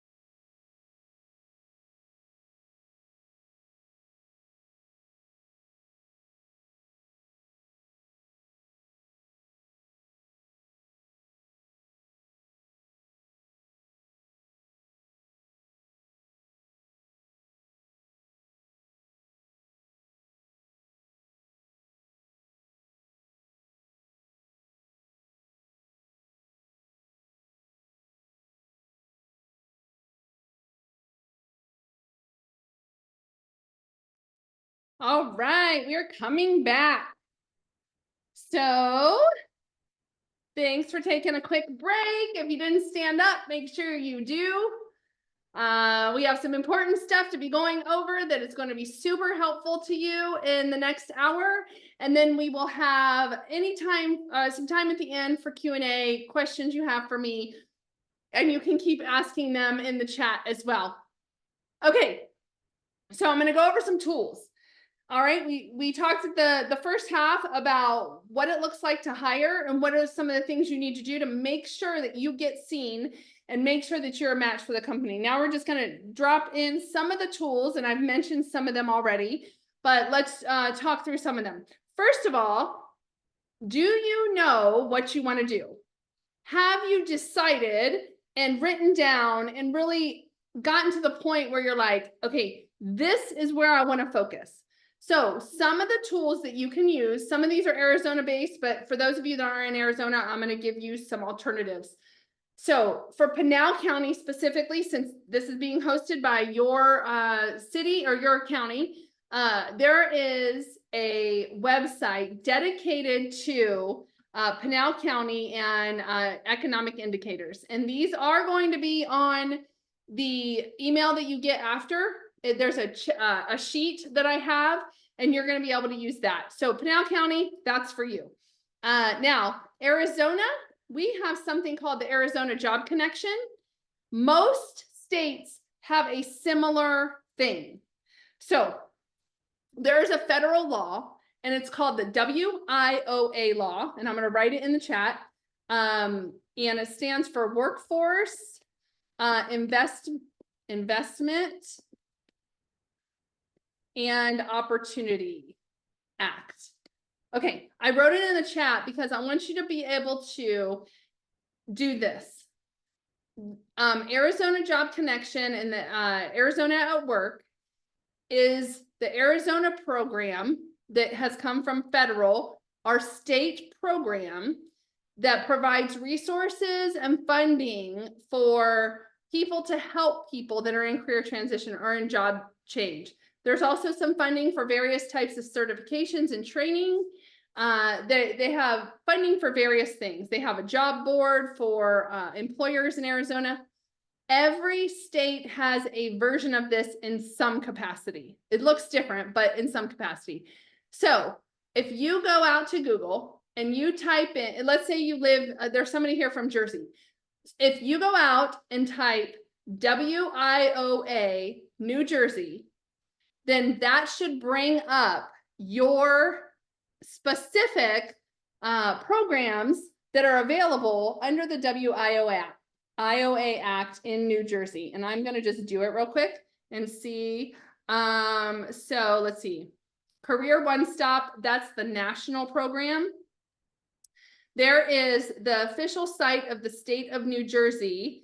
Looks like it has, that's where all of theirs is located. And there's a link to, it's the governor's office is where it sources from for New Jersey, where it starts. And they have the plans for the state. They have a whole bunch of information specific to New Jersey about the resources that are provided. And so you can put Texas WIOA. It'll talk about training that's offered for covered training that you don't have to pay for, but that they fund for various areas they need. And you can all start, if you don't know where to go, start with the Career One Stop, the federal program. I just clicked on it. Why didn't it go? Let me type it in. CareerOneStop.org. Something's hanging up on that site. Oh, there it is. Okay, it came up. I'm going to put it into the chat. Career One Stop is the federal, at the federal level. And you should, I'm not guaranteeing, but you should be able to find your state and their resources under this. Now, this is a great site for helping define some of the careers, pathways, and stuff. But again, I would go down to your state level if you want to see what resources they have. So those are some options. ONET Online. That is an online tool that has tons of different careers and helps you with some mapping. And then we have something called Pipeline AZ. I would recommend all of you, you don't have to be in Arizona. I know about this because I live here, but this tool, what I love about this tool is it's free. All the resources I'm giving you guys are free. This tool allows for you to go in and it will help you look at different career pathways. So you have this experience, and here are some things you might consider doing with that experience. I love that portion of the site. So I would recommend you taking a look at Pipeline AZ as well, regardless of where you live. But it is, it's not just for Arizona. It really does walk through a whole bunch of different career opportunities. They do have a job board. That's not the side of the site that's awesome. The side that's awesome is really the career pathway stuff. Okay, so here, when you're thinking about what kind of job do I want, you do want to go through the research, because if you are I'm just going to use software developer because this just happened. I was in a meeting last month. Actually, I think it was the end of November. And I was sitting in a room with a whole bunch of executives at large companies here locally. And I was sitting also, the city of Phoenix was in the room, and then I was the nonprofit kind of workforce representative. And they were talking about the impact of AI on the workforce. And we had large manufacturing companies in there. We had educators. We had the gamut in there. Every single one of them said AI has dramatically changed our business, our processes, the way we do things. And a couple of the companies said, for example, we no longer have a need for junior software developers. So we still need our senior software developers, but these junior software developers, we don't really need that skill set. What we need is people who understand the information that's coming out from these various AI tools and can, think critically and can analyze the information and make recommendations. So if you are in a degree program for software development, or you've been a software developer and maybe you're junior in it, I would recommend you really take to heart getting to understand AI, not just the front facing, which the majority of us can do, but because you're already technically inclined, can you really start to understand the back end? Can you understand how to prompt engineer? That's a word. I know it sounds fancy. It's not. It's basically how you ask better questions. Prompt engineering is a thing that companies want, a skill set that is needed. And so take an assessment of the types of jobs you want and then what you want. Are the jobs out there that you're looking for? And then would you like those jobs? Again, go back to your strengths and weaknesses. What are those? What are your values? What are your priorities? I know when my kids were little, one of the main reasons I started my own business is because I wanted to be home when they were home. And I wanted to, like when they got home from school, I wanted to be here. Even if I had to work, I was okay with that. But I wanted to be able to help them get their homework going and make sure, if I needed to leave and take them to sports or whatever it was.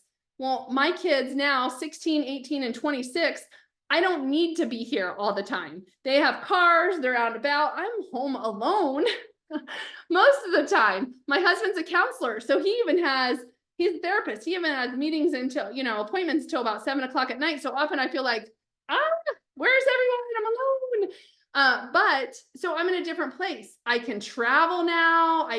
It's one of the reasons I put my keynote speaking business on hold, because I didn't want to be gone. I didn't want to be traveling all the time. Different priorities. What are your priorities? What are your non-negotiables? Do you want to travel for your company or no? Or are you somewhere in the middle? I had somebody recently we were working through this, and she had said, I want to travel max 30%. Okay, that is a couple times a month, 30%. She was preparing to apply for a job, and we went back to her, what do I want? The job required 80%. I said, you're applying for a job that's 80% travel. And the job does actually require that. You have to go these site visits and stuff. And I said, you are applying for a job that's going to put you in a really tough position if they offer it to you, because now, what if they offer you a really good package, but you're not standing firm on your priorities? She had kids and wanted to be home when they were in junior high and older elementary. So that time after school, before dinner, like that time is a time when kids can get in so much trouble. And that was a priority for her. She wanted to be home. And I said, you're going to be gone 80% of the time. What are you going to do? And she is like, yeah, but what if they offer a really good package? And I said, yeah, so they offer you $150,000. And instead of you taking another job that's maybe 110, is that $40,000 worth not being home for your kids after school 80% of the time? And when I spoke it back to her, she was like, absolutely not. I'm not going to put myself in that position. So she did not apply for that job. So what are your priorities? Write those down. Do you have a certain type of company you will or will not work for? Write it down. And so that when you do go to apply for a job, that you don't even have to make those decisions. They're already part of your non-negotiables. They're already part of it. And then make sure you're using the tools to research. And then as you're thinking through your career, what help do you need? What help do you need to move forward? If you're here today and you've been job searching for a while, what's the deal? What's happening? What help do you need? What support do you need? Do you need some training? Do you need some mentors? Do you need to go ask somebody for help? Do you need some resources? What do you need? Write it down. Maybe you just need to reframe how you're job searching and you need to attack it differently. But what is it that you need to get where you want to go? You have got to define that, because if not, you'll stay stuck. You cannot stay stuck. What is it that you need so that you can get the resources and support you need? And then start talking about what you want. After you do your self-assessment, the research, do this. And if you've zoned out, I know we've only been back from our bio break for 15 minutes, but if you have zoned out, I need you to lock in right now, because I'm going to say something that can change the way you job search. And if you've been in one of my workshops, you've probably heard this, because I drill it in every one of my long workshops. So tune in. Are you here? Are you with me? Hello. Hi, everyone. Tune in. Right this week, within the next week. So I'm going to give you till next Friday. What is that? The 24th? Something like that. By next Friday, I want you to have a list of 10 to 20 companies that you want to work for. 10 to 20 companies that you want to work for. That means you've done some research. I don't know if they have a job open for you. It doesn't matter. What companies do you want to work for? So if you've applied to some jobs and you're tracking it somewhere, go to your list and look all those companies up and say, yes, I want to work there. Yes. Oh, I really don't want to work at that company. I don't like what they do. I don't respect what they make. Whatever it is, look through make a list of 10 to 20 companies and research the companies and write it down somewhere. Maybe you have a whiteboard in your kitchen or in your office or in your bedroom, or maybe you have a notepad or you have a document on Google Docs, whatever. Write your list down so that you can regularly look at it. And so it reminds you to go back to their job board every once in a while and look.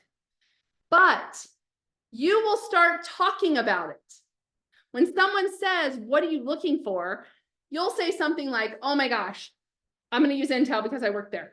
Oh my gosh, I really love what Intel does. I love how they create these boys and girls clubs for STEM education. And I would love to be part of being on the forefront of technology and how in the manufacturing processes and how it impacts our community. And I think I would do a great job as an accounting manager there. Like, you start talking about it. And then when people ask you, you can answer. But not only that, you can give them the names of companies, and you can ask people if they know anyone there. So if Intel's in my top, I'm asking people, do you know anyone at Intel? Do you know anyone at Boeing? Do you know anyone at the city of Phoenix? Do you know anyone at Daimler? Do you know any? Those are the questions you start asking people to get the connections that you need. I'm sorry, Wendell. Yes, I was part of an Intel layoff years ago. And I know it's really hard when you do get laid off. But that means you can target a new company, a new job, but you gotta speak it. That's right. Speak it, Brenda. Get it out there. Talk about it. When someone asks you, how can I help you? Or what kind of job are you looking for? And when people tell me, oh, I don't know, I'm really open for anything. So I don't want to, anything really. Well, I mean, if you really want anything, you can probably get a job tomorrow. I mean, literally my 18-year-old right now is working at a horse farm picking up poo. So she loves horses though. Is that what you want to do? Like, you don't want anything. You have got to define what you want so that people can help you. Make that list of 10 to 20 companies. I promise you, it starts to change the way you talk and the way that you market yourself. Okay, so off my soapbox there. So that is the career mapping, the career vision. Like, get it on paper, get it written down. Then let's talk about the resume a little bit. Again, I'm not going to go into a ton on this, but I just want to give some basics because it's so many people ask, and it is an essential when it comes to job search. So one of the first things you're going to want to look at is the format. So our professional certified resume writers that we have as part of our they're not our employees. They volunteer their time. They're amazing. They're speakers. They volunteer their time at our programs. Lori Norris and Brenda Mariah are two of our resume writers that teach the resume workshop over the next couple months. And Lori has one coming up. She just did one this week, and I think there's another one in a week or so. I'll go over that in a little bit. But they recommend, who are professionally certified by the National Resume Writers Association, that these are their recommendations. They recommend a font that's 10 to 12 as far as size, and anything that is not a sans serif, which has the feet. If you're a font person or graphic person, you probably understand what that means. But basically, what they recommend is Calibri and Arial, and I'm going to write it down in the chat. And font size 10 to 12. So Calibri or Arial is what they recommend. Font size 10 to 12. You don't want to make your font size so small that people can't read your resume. But you don't, and you want to keep it readable. So you want to keep a margin. And that means you can go on to a second page. Maybe you need to go on to a third page. The recommendation usually is around 2 pages. Some people say, no, it's 1, you have to do 1. And that's just not true. And so these resumes are going into applicant tracking software, and they're reading the keywords from your resume. So if you cut off a whole bunch of keywords to get it down to 1 page, that's not what you want to do. Now, if you're a recent college graduate, or you only have 1 job that you want to put on your resume, then okay, of course, a 1 page is perfect. But many of us are going to say about a 2 page, but don't go much longer than that. Sometimes if you are in like a medical field, or a very highly educated field that requires a CV, then you're looking at maybe 3 pages or so. The length, so two-ish, about 2 pages is good. You're looking at only creating a chronological resume. And I mentioned this earlier, and that is the one that has the most current work experience at the top, and then the next job after that, and then the next job after that. And you want to go back about 10, 15 years. And you want to think about, am I sending this resume and applying online? That's probably going to applicant tracking software. Or am I sending this resume to a person in email or something? So the applicant tracking audience, when you're the one that you're mostly going to have, doesn't have a lot of fonts, no graphs, nothing fancy. Okay, not a lot of color, nothing like that. So if you're emailing it, so you can have 2 versions, but if you're emailing it, then a little bit less strict on that. Maybe you can have a graph in there. Or again, I hire for a lot of people in ministry, and sometimes if they're a pastor, they will include their picture, and I'm good with that. But pictures are not recommended typically on resumes. But you do want to make sure you're thinking through these type of things. John, top keywords to use for applicant tracking. I'm going to talk about keywords in just a minute, and I'll address that. You want to make sure that, of course, you have your contact information in there, of course. But here's the thing, a lot of people forget. So 1 email address, 1 phone number, and your LinkedIn URL. For the most part, that's it. Never put 2 phone numbers on there. Never put 2 or more email addresses on there.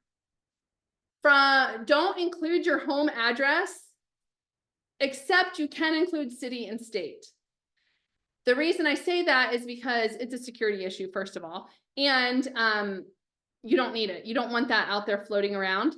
I do recommend city and state, especially if your phone number area code does not match the city and state in which you're applying for. So let's say I live in Chandler, Arizona, and I'm applying for a job locally, then I would include Chandler, Arizona. If I'm applying for a job in Florida, maybe I put Phoenix, Arizona, because they know that it's larger than most people don't know Chandler, they know Phoenix. Or I just leave it out altogether because I don't want them to disqualify me because I live in another state. So city and state is fine. No, but the other thing, this is a really important tip, you guys, and people miss out on this one. When you're doing your resume, most of us write our resume in Word. A lot of times people will put their contact information in the header of the document. So you know how, like when you're in a Word document and you have to double click to enter the header, and then you put your information in there? Don't do that. Don't put it in the header. And here's why. When you submit your resume, if you submit your resume in that Word document to an applicant tracking software, oftentimes it can't read anything in a header or in a footer. So if you have to double click to get to your contact information, remove it out of there and just put it on the document, just like the rest of your resume is. Just put it at the top of your resume. I hope that makes sense, but do not put it in your header. It often can't be read. Then you're going to want to have a title, a headline, make that match the job description that you are applying for. Why? Because, John, that's a keyword. That is a keyword that matches the job description that they have posted and that they're going to be looking for. So if it is a project manager job, project manager is your header. If it's project director is your header. If it's project coordinator is your header. You following? Whatever the job description header is, that is your header. Now you can add a descriptive word around that if you would like, but make sure that those keywords are on your resume. and then your work experience, and then make sure your skills are put in there as well, especially the skills that are on the job description, because they become keywords. So the question is, how do I make sure that the top keywords for that job in an applicant tracking system, how do I match? You make sure that when you're reading that job description, you're looking for the main things they're asking for. So we kind of did this back at the beginning with that job description. I gave you those 3 examples from the job description. I said, make sure it says these are the job requirements. Make sure you have that you have Microsoft Project. That's a keyword. Put it on your resume somewhere that you've worked with Microsoft Project. Make sure that if you're accounting and they're looking for a specific software and you've used that software, make sure that software is on your resume, because that's how it matches keywords. So you want to make sure that your resume is full of the keywords that are in the job description. And that, my friends, is why you have to spend time on every single application that you submit. If you are going on to Indeed.com and finding a job and submitting your resume because it looks like a job that you could do, and you're submitting another one, and you're submitting another one, and you're submitting another one, and you've submitted 50, 100 applications, and you're not getting anything back, this is why. So what you need to do is, when you find a job, they're like, oh, this looks like an interesting job. You open that job, you read through the resume, you go do some research, you jump over to the company website, you maybe look at their social media, and the job is still posted on their website. So you're like, okay, check. The job is still there. It's still open. Let me look at my resume. And if I was the hiring manager or the applicant tracking software, would my resume look like it's a match to this job? And if the answer is no, you have a little bit of work to do. You just need to take your resume, your base resume, and update it with some of the keywords, some of the responsibilities that are in the job description. Something that has recently happened is, I've talked about it a lot today, the AI tools make this so easy. Oh, you guys, I really want to show you this live. I think I'm going to try.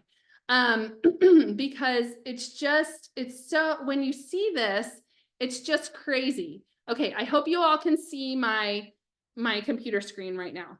So let's go out to, let's see, City of Phoenix. We had somebody say that City of Phoenix was a place they wanted to work. So let's go take a look and see. Let's see if they have some jobs open at the City of Phoenix. I'm going to pick Public Works, and please take note of the how to apply. Okay, where's the link? Job openings. You have to go back to the top. You have to go back out of that, go out of that screen. She's telling me because she's done it. And where it says view jobs, no, the other one, it's up at the top, a tab, the blue tab, it's up at the very top. Oh, view jobs. Look at that. Okay. Prospective employees. Thank you so much, Wendell. You're welcome. Okay, and so so it's, yeah, this system is a little rough. Okay, so a federal grants, let's do this one. A vertical project manager. Okay, I'm gonna take this job and I'm gonna copy it. Let's see. I'm gonna copy the language, and I am going to go here and I'm going to go to ChatGPT. Okay, you can all see this, I assume. And I am going to, ChatGPT is the tool that one of the tools I like. It's simple, it's easy, it's probably the most used AI tool. And I am going to write, list the top 10 keywords from this job description.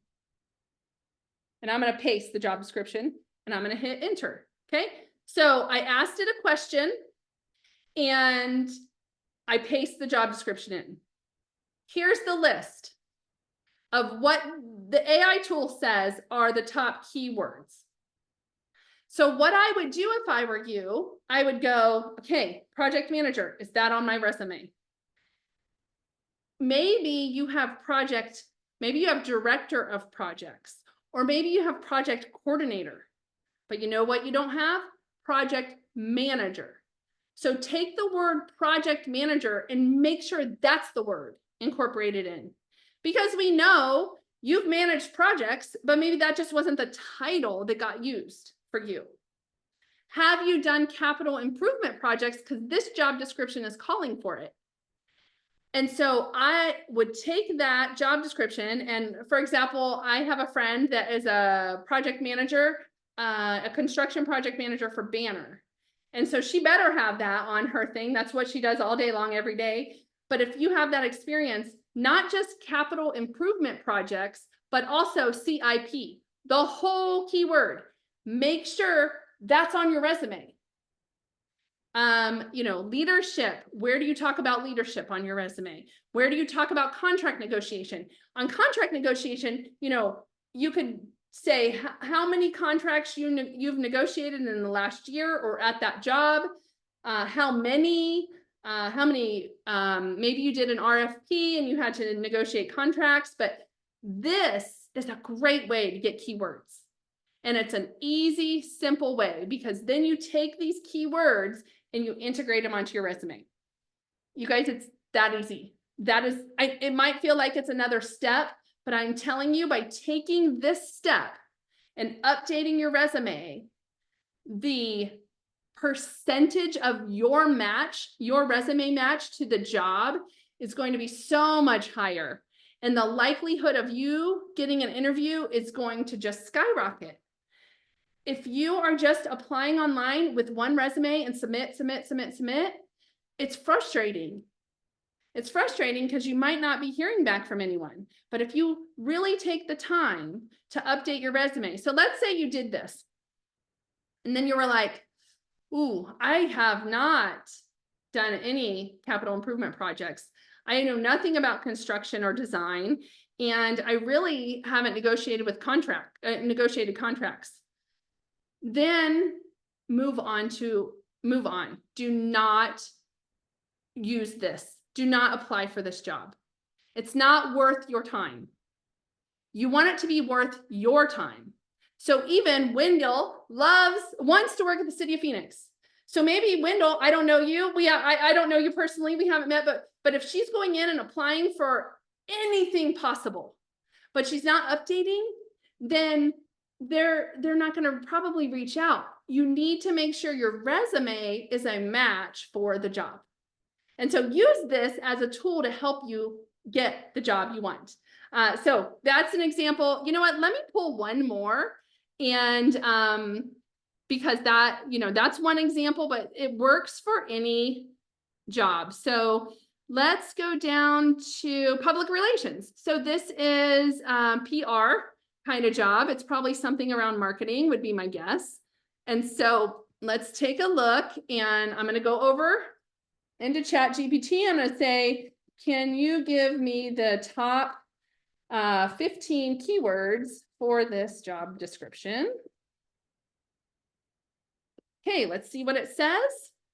And it sends this stuff out faster than you can even read the job description, right? And so here are all the things you want to do or make sure is integrated into your resume. Now, let's say you look at this list and you're like, I have everything except aviation. I have not specifically worked in aviation. Using the 80% rule, apply for the job. Doesn't matter. Maybe you have a love for planes. Maybe it's a hobby. Okay, you never worked there, but maybe it's a hobby. That can be integrated somehow, either into your, if you're using a cover letter, you can put it into there. You can even put it under, you know, as an accomplishment somewhere on your resume, or additional things you like to do, or whatever that section is called, but you can incorporate it in there somehow. But if not, it's okay. Use the 80% rule. I have 80% of these things I am experienced with, then put it on your resume and apply for the job. Okay. All right. So I'm going to move on from that. All right. So that is how you get your resume through the applicant tracking system. 75% at least or more online applications are rejected either for formatting or there's not enough keyword match. So it is that important that your keywords match. All right, so that's keywords. I'm gonna move on here and move on from keywords so that we can talk about a couple other things I want to talk about here. This one is accomplishment statements, and these fall under your work experience. And so you can, let me do this. Let's jump back over to ChatGPT, you guys, and let's see if this works. Okay, let's see if this works. I can ask ChatGPT to, oh, maybe did I close it already? Okay, I may have closed it. Darn it. Okay, let me go back to it. So let's go back over to ChatGPT. And what I would do is, let's say I am going to apply for that job that this PR job, okay?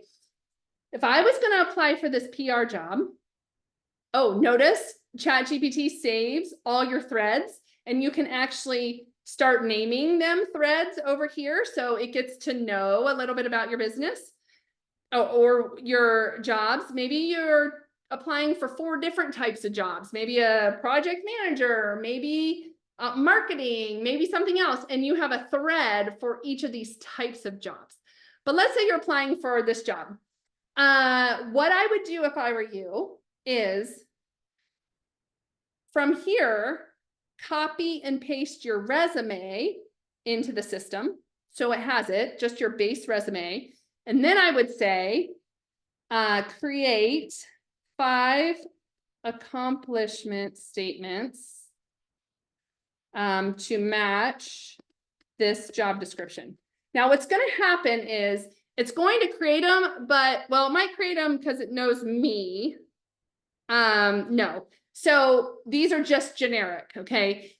When you put your resume in here, it's going to create accomplishment statements from your work experience and combine it with the keywords above. And if it doesn't do it the first time, you just have to re-ask it. You say, that wasn't quite what I wanted. Can you use my resume to create accomplishment statements that match the job description, or use the keywords in the job description? Okay. And so when you create these, then you can put these on your resume, tweak them. They're not probably going to be 100% right. It's one of the issues we have with AI. It's not always right. So you got to really look at it and say, did I do this? Is this correct? And then you can use these on your resume. Okay. So another really, really cool thing AI can do. All right, back to here. All right, so those are your accomplishment statements. Shoot. Okay, sorry, it's gonna pop through for a minute. Because I wonder, let me go to this page. 42, I think we're down to 45. Okay, so, right, let me see if it'll view here now. Oh my gosh, I'm so sorry, you guys. This is the problem when I'm popping around I get so excited about these tools and they're so new. I want you all to see. So the next thing I want to talk a little bit about is around networking. Now, networking is so important in the job search because of this. Employers, when they're hiring, when they have a really good job that they want to hire for, most employers think, who do I know? Who do I know that would be great at this job? Or I'm going to go ask my colleagues, do you know anyone that would be great at this job? Or I go ask, like I get emails all the time from employers to go, Jessica, do you know anyone that would be a great fit for this job? And often I have to go, oh, let me think about it. I'll go look on LinkedIn. I'll think through it. And then I'll be like, oh my gosh, I just met this guy at this event, or he was at one of my events and he was engaging. And I remember him dropping some information in the chat about this. And he connected with me on LinkedIn. He was super professional. Man, I don't know him real well, but like he stands out. So employers almost always, especially with the good jobs, they're like, who do I know? Who's in my network? And what we do is we go, oh my gosh, I got laid off. I better apply for jobs online. And so the employer starts here, we start here, and it's a disconnect. So what you want to do is you want to be here. You want to be in the place where when an employer says, do you know anybody? You want to be in a place where they're like, oh yeah, I know somebody. Or, oh man, I've been talking to this lady and she would be a great fit for this job that we have opening. So the way you do that is through networking. It is through networking. It is through relationship building. That's what networking is, you guys. Forget the word networking. If I could eliminate that word from my vocabulary, I totally would. It is relationship building. It is getting curious about people, asking questions. When you go to your list of 10 to 20 companies that you write out and you start reaching out and talking to people, either from that company or associated with that company or something, you will get to know people from that company and you will then you will get referred into that company. So you want to be a referral person into the company because that's how 85% of jobs typically are landed. Now the number fluctuates 70-ish% to about 85%, but somewhere in there is the number. We don't know exactly, but it's a high percentage of people that are referred into a job. That can be through actual networking, and that can be through LinkedIn. So those are really good ways to get in front of hiring managers. Again, it's building relationships, getting to know people. The worst thing you can do is walk into one of these events and just start handing out a business card. So when I started Career Connectors 15 years ago, I remember thinking, I don't want to run one, I had no clue how to run a nonprofit organization, but two, I did not want to do a networking. I hate it. I hate networking. And in the early days, I remember having to go to these big events and to kind of get the word out about what we were doing. And I hated it. I hated it. You guys, I hated it.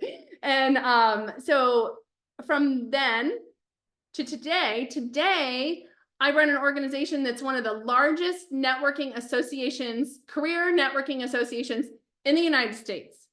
And we are the second largest one in Arizona, second only to ASU alumni. So I'm like, how did that happen?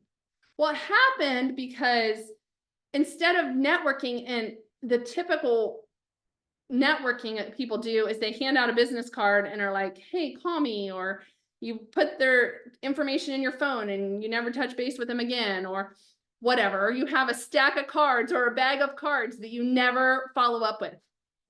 Instead, I want you to change your strategy. I want you to think about a strategy of networking. And again, this is high-level job search essentials. I have a workshop I'm teaching next month and how you do this in the full process. But basically, when you are networking, what you want to do is you want to become curious about people. You want to ask questions and you want to build a relationship. And it doesn't have to be a relationship where you're like, I'm going to build a relationship for 10 years. No, just ask questions. Get to know somebody, spend a couple minutes with them, and then exit stage left. But see if you can find a commonality. I know, for example, one of my favorite things in the world is I'm a diehard Ohio State Buckeye. Okay, it's just is what it is. Most people hate that part, right? You either like with your football teams, you either love them or hate them. People, I just saw a graphic the other day of Ohio State's in the national championship, and the graphic, and it's Monday night, and the graphic showed who's rooting for who in the national championship. The entire country was covered with Irish, with Notre Dame, and Ohio has Ohio State. So I was laughing because it's probably true. People hate Ohio State. And so I'm like, not me, I'm Ohio State from Arizona. But I went to Ohio State, love, love, love. And if somebody has a connection to the Big Ten or Ohio State anyway, I always try to bring that up because that is a connection point. Any kind of, like even Caroline just said in the chat, go Irish, okay? That's a connection point. I'll remember her, like that's tucked in my brain now because that's a connection point. So when you are at any kind of networking events, can you make a connection point with people? How can you be remembered for the good stuff, right? So when you go into a career event or a job fair, how can you connect with somebody? How can you, maybe you connect on LinkedIn with me today, and you put something in the connection request, the note that makes us memorable. Maybe you look out on my profile and you see something and you're like, oh, that's so cool. Like I have a daughter that moved to Arizona, or I just had a meeting today. The lady is moving to Scottsdale in 6 months. And I'm like, oh, that's 20 minutes. Like I will remember that. So how can you make a connection point? Be memorable with people. When you go to a job fair, which you should, they're great networking. Sometimes you feel like they're not worth it, but you go talk to people in the room and make a connection point. Talk to them about, hey, I've been watching your company for the last couple months. The right opportunity hasn't popped up, but I love this and this and this about your company. Like make the connection point. Professional associations are a fantastic place to do that. And people want to help you. Robert, IO. Love it, love it. That's so great. The other thing that you can make a connection point on is social media and being engaged. LinkedIn is by far the best tool when it comes to online social media engagement during job search. Not just during, before and after. Like keep connected to people on social media, especially LinkedIn. It's the professional site. So recruiters use it. Make sure your LinkedIn profile is solid. It's really full of your accomplishments. Ask ChatGPT to look at your profile, copy and paste your LinkedIn profile into ChatGPT, copy and paste your resume into ChatGPT, and use this prompt. Can you rewrite my LinkedIn summary so it has more,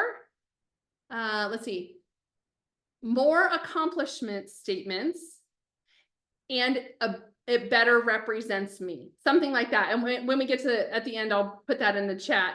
But that's not, I just made that off the top of my head. But basically what you're asking is for ChatGPT to create a better LinkedIn summary for you.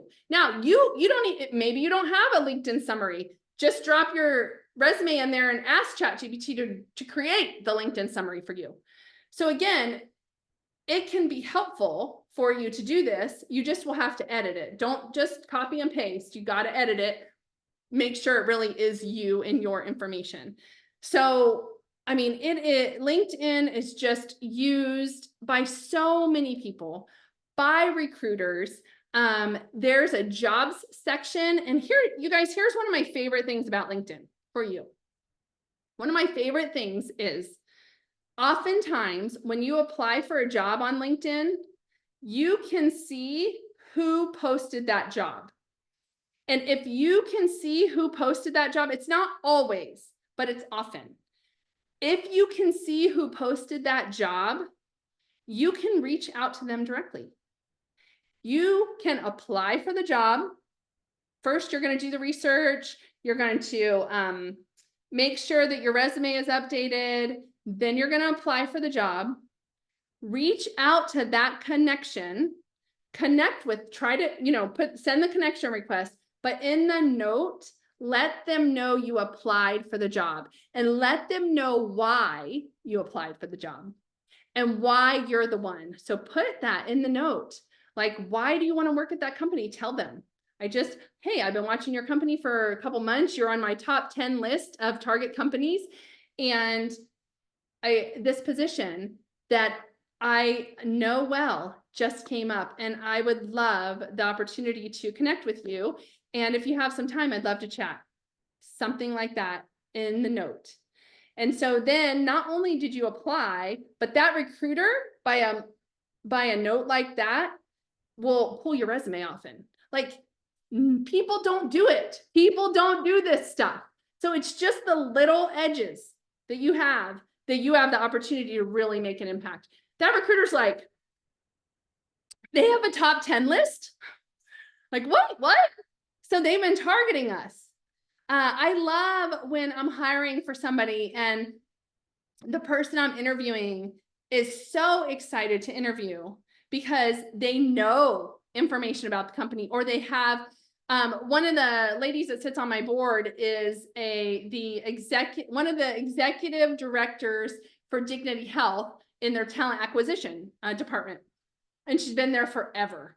And when people meet with her and they talk about why they want to work at Dignity Health, often it's because you helped somebody in their family. Dignity Health helped somebody in her family, or helped me with something health-wise, but like they have a story, a connection. Those are so great to mention when you're connecting with people online. So do that. Connect. That is how you get in front of these recruiters. And also at the same time, do a scrub of all of your social media.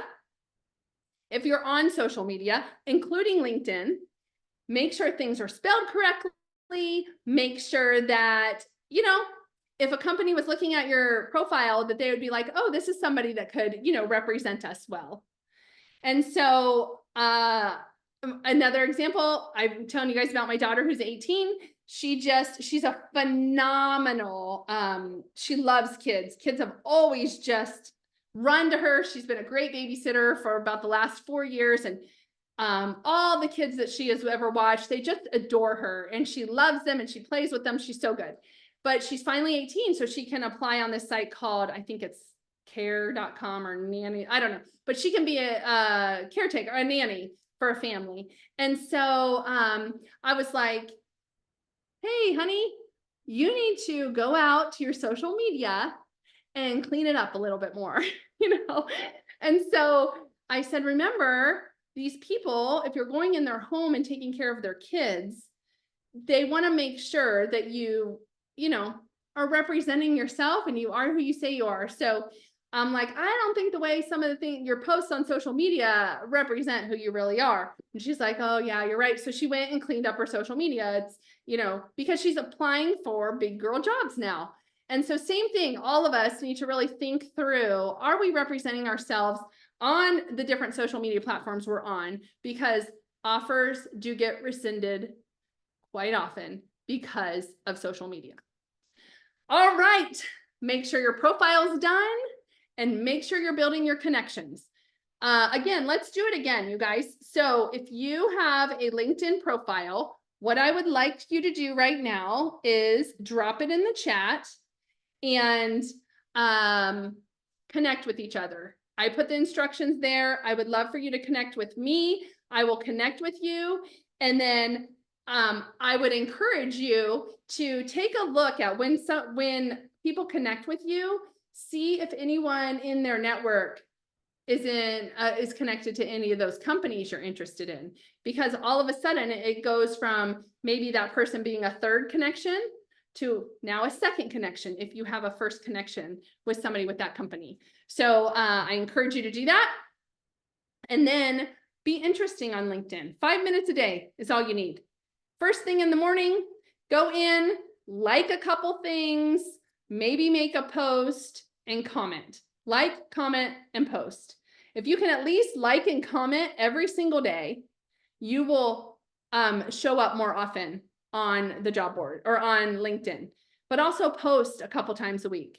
It will also show you how to be an expert, it will show that you are an expert in the area in which you're working. Here's an example of my good friend Brenda that is, you know, a really good profile. She's got a great picture. She's got a header in there. You can see over on the left-hand side, her title, she has a whole bunch of keywords. So use that space. Use the keywords in that space. You can ask ChatGPT, what are some keywords that I can use in the title? Or write a title for LinkedIn for me. And it will do it. It will write some stuff. It'll at least get you thinking. And then here's her profile. So connect with Brenda if you'd like. She has a great profile. It's a really good example of what to do on LinkedIn. And then again, so connect with each other. Great job, you guys, for posting that in there. If you haven't posted yet, do that and at least connect with people, especially if you don't have a LinkedIn profile, go out and get one. Start it. Again, it's free. It's a networking tool and people really do use it. I would not tell you to do something that's a waste of time. Everything I'm talking about here is worth your time because I want you to land a good job and quickly if you can. We've talked about AI throughout. I will, in your email that you guys are going to get, will have a link to an AI tool. Career Connectors is developing one right now, but in the meantime, we have our friend Justin Jones, who is a career director at a large university, and his team has created a job search AI tool. And so that's the one we're sending out right now. Justin knows it. He's approved it. Career Connectors is also working on one that's a little bit more in depth from that. But in the meantime, it's a great tool. And he is the one that really started understanding AI, and I have learned a lot from him. So it can help with all of these things. But I showed you a couple live that it can really do well. And you can ask it to edit emails. You can ask it to create a cover letter based on the job description. There's so many things you can do with it. It's once you start, then it becomes so easy. All right, so those are the tools we talked about today. Make sure you have your non-negotiables down and you've written out what you want, including the 10 to 20 companies. You know you have to update your resume for every job you apply for. And I encourage you to spend a good portion of your time every week talking to people, networking, connecting with people. And then use the tools, social media, as well as the AI tools. That will help you. So that's what we did today. We went through research. We talked about how to connect or how to show a company that you're the right fit through the competence, character, and chemistry. Like all of those together make you a fit for the job. And then those are some of the specific tools that you are going to be using. So what I want you to do is take a minute. We talked through a lot of stuff today because again, this is a higher level overview of all the main components of job search that are essential, not so much a deep dive into any one area, but I want you to take a look at your notes. I hope you wrote something down or your, memory. What is one thing that you can do within the next week that will help you take a big step in your job search? And write that down in the chat. And I want everyone that has access to the chat to please do this, because if you can write this down and commit to it, I have something I'm going to offer up to you at no cost, but I have to see that you're serious. So I want to see what you guys write down. And if I am going to throw my offer on the table to be able to support you even more in your job search. So what's one thing you can do within the next week to take a big step in your job search? And take a moment to write that down in the chat. Maybe it is creating, oh, I was just going to say, Brenda, maybe it is creating those 10 companies that you want to target. Oh, Crystal, good. Get a focused resume. And you know what, Crystal? You don't just have to fix your resume. I encourage you to go out, find a job you want, and target that resume to that job that might be helpful as you're trying to fix your resume. So we'll get you more focused on that. Yes, I love it, Wendell. Get these key bullet points, these key accomplishments based on the job descriptions for your resume. Okay, great, Linda. Thank you. Take a look at that AI tool we're going to send out, studying for your PMP. All right, so here is my offer to you. Thank you all for updating that. I made this offer at the last workshop I taught, and I think there was about the same. No, we had about 50 people on the line actually on that one. And I made this offer and I had 10 people tell me they were going to do it, and only one did it. So what I am going to ask you to do is I want to see your list of 10 to 20 companies that you're creating in the next week. I hope the next week, but if it's after that, that's fine. But to give you a timeline, I would say within the next week, by next Friday, if you can connect with me on LinkedIn and you can send me that list in your LinkedIn message, what I will do is I will shout you out on LinkedIn. I will shout you out with the kind of work you do and the companies you're interested in. Now, if you don't want to be shouted out, that's fine. Tell me that. I won't do it. But I will shout you out. I did this for, we had 10 people commit to doing this at that last workshop. Only one did it. I shouted her out and she got contacted multiple times. So, because my network is pretty big in the recruiting, hiring space. And so I think I have about just over 20,000 connections on LinkedIn. So if you connect to me, there is a likelihood you're going to connect to some companies you might be interested in. So connect with me. Send me your list of 10 to 20 companies that you're interested in by next Friday. What is that? The 24th, I think, by next Friday. And I will shout you out on LinkedIn. I'll tag you too. I'll tag you and shout you out on LinkedIn. So do that. And you're not going to be helping me. You're going to be helping yourself. I want you to land a really great job in a job that you want. So that's what I encourage you to do. Okay, we have a couple more workshops coming up.